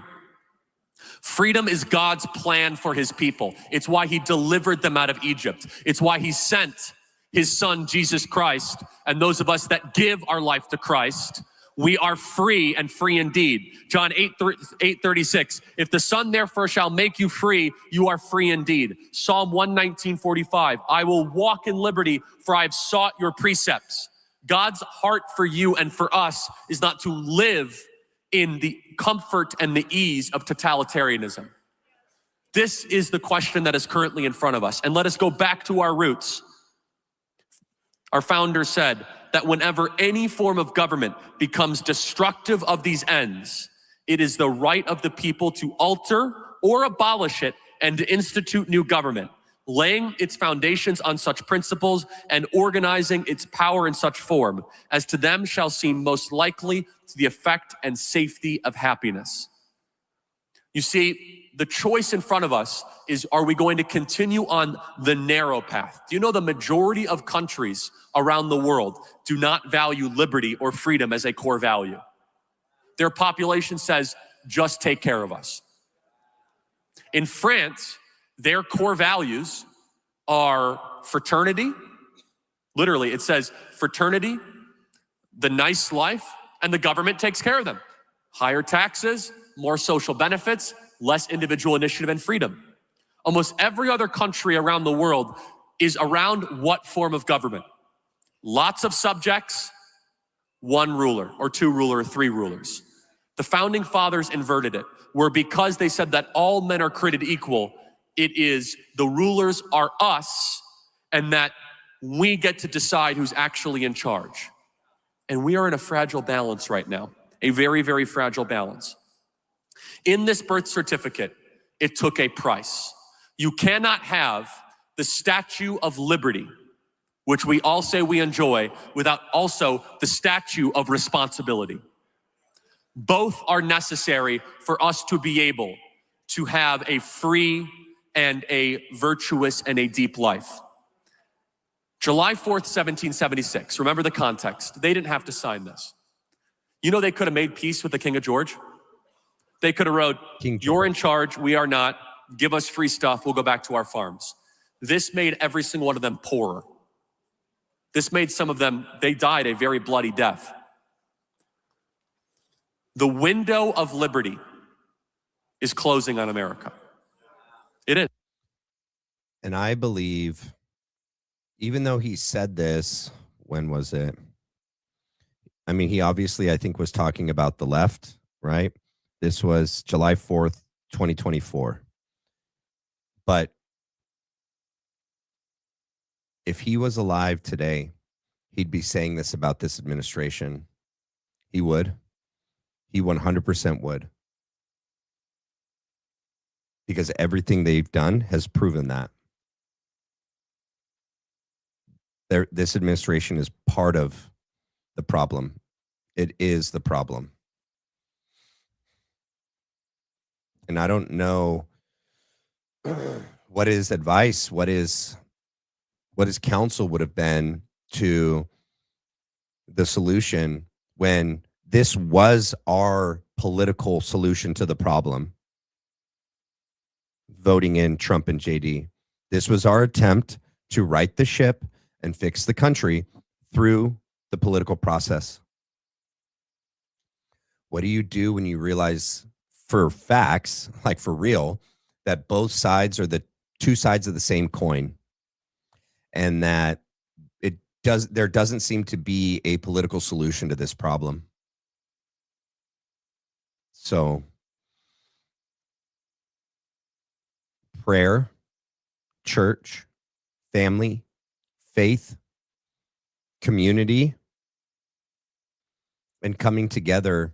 And I hope that, and it's my prayer that we can find a solution together. So we don't end up in that totalitarian, future. So that's why it's important for channels like this, channels like, Candace Owens, that my goal, my hope is that we can all come together and do something. And that's why there is hope with, JT Massey and Marjorie Taylor Greene and Tucker Carlson. But with the system that it is, will they even allow that to happen? Or will they do to them and whatever party they decide to create what they did to JT Massey in his hometown? So, but there's more of us than there is of them. I'll tell you that. And they know that. That's why they're cracking down on all the control. All right, you guys, if you haven't done so already, please hit the like and hit the subscribe. After the video posts, please write a comment or throw an emoji up and hype the video for free. Those are the best free ways to help support this channel, and I appreciate it. Please keep Mystic in your prayers tonight and the days to come. We'll keep everyone updated on her status, and always be praying for one another, and be praying for the future of this country, because prayer works. And when two, three or more are gathered together, and we ask of it in his name, and it shall be done. So There's power in prayer and in faith and in numbers. So, all right, you guys. Love you guys so much. God bless you guys. Have a great night. I'll see you guys here tomorrow. God bless.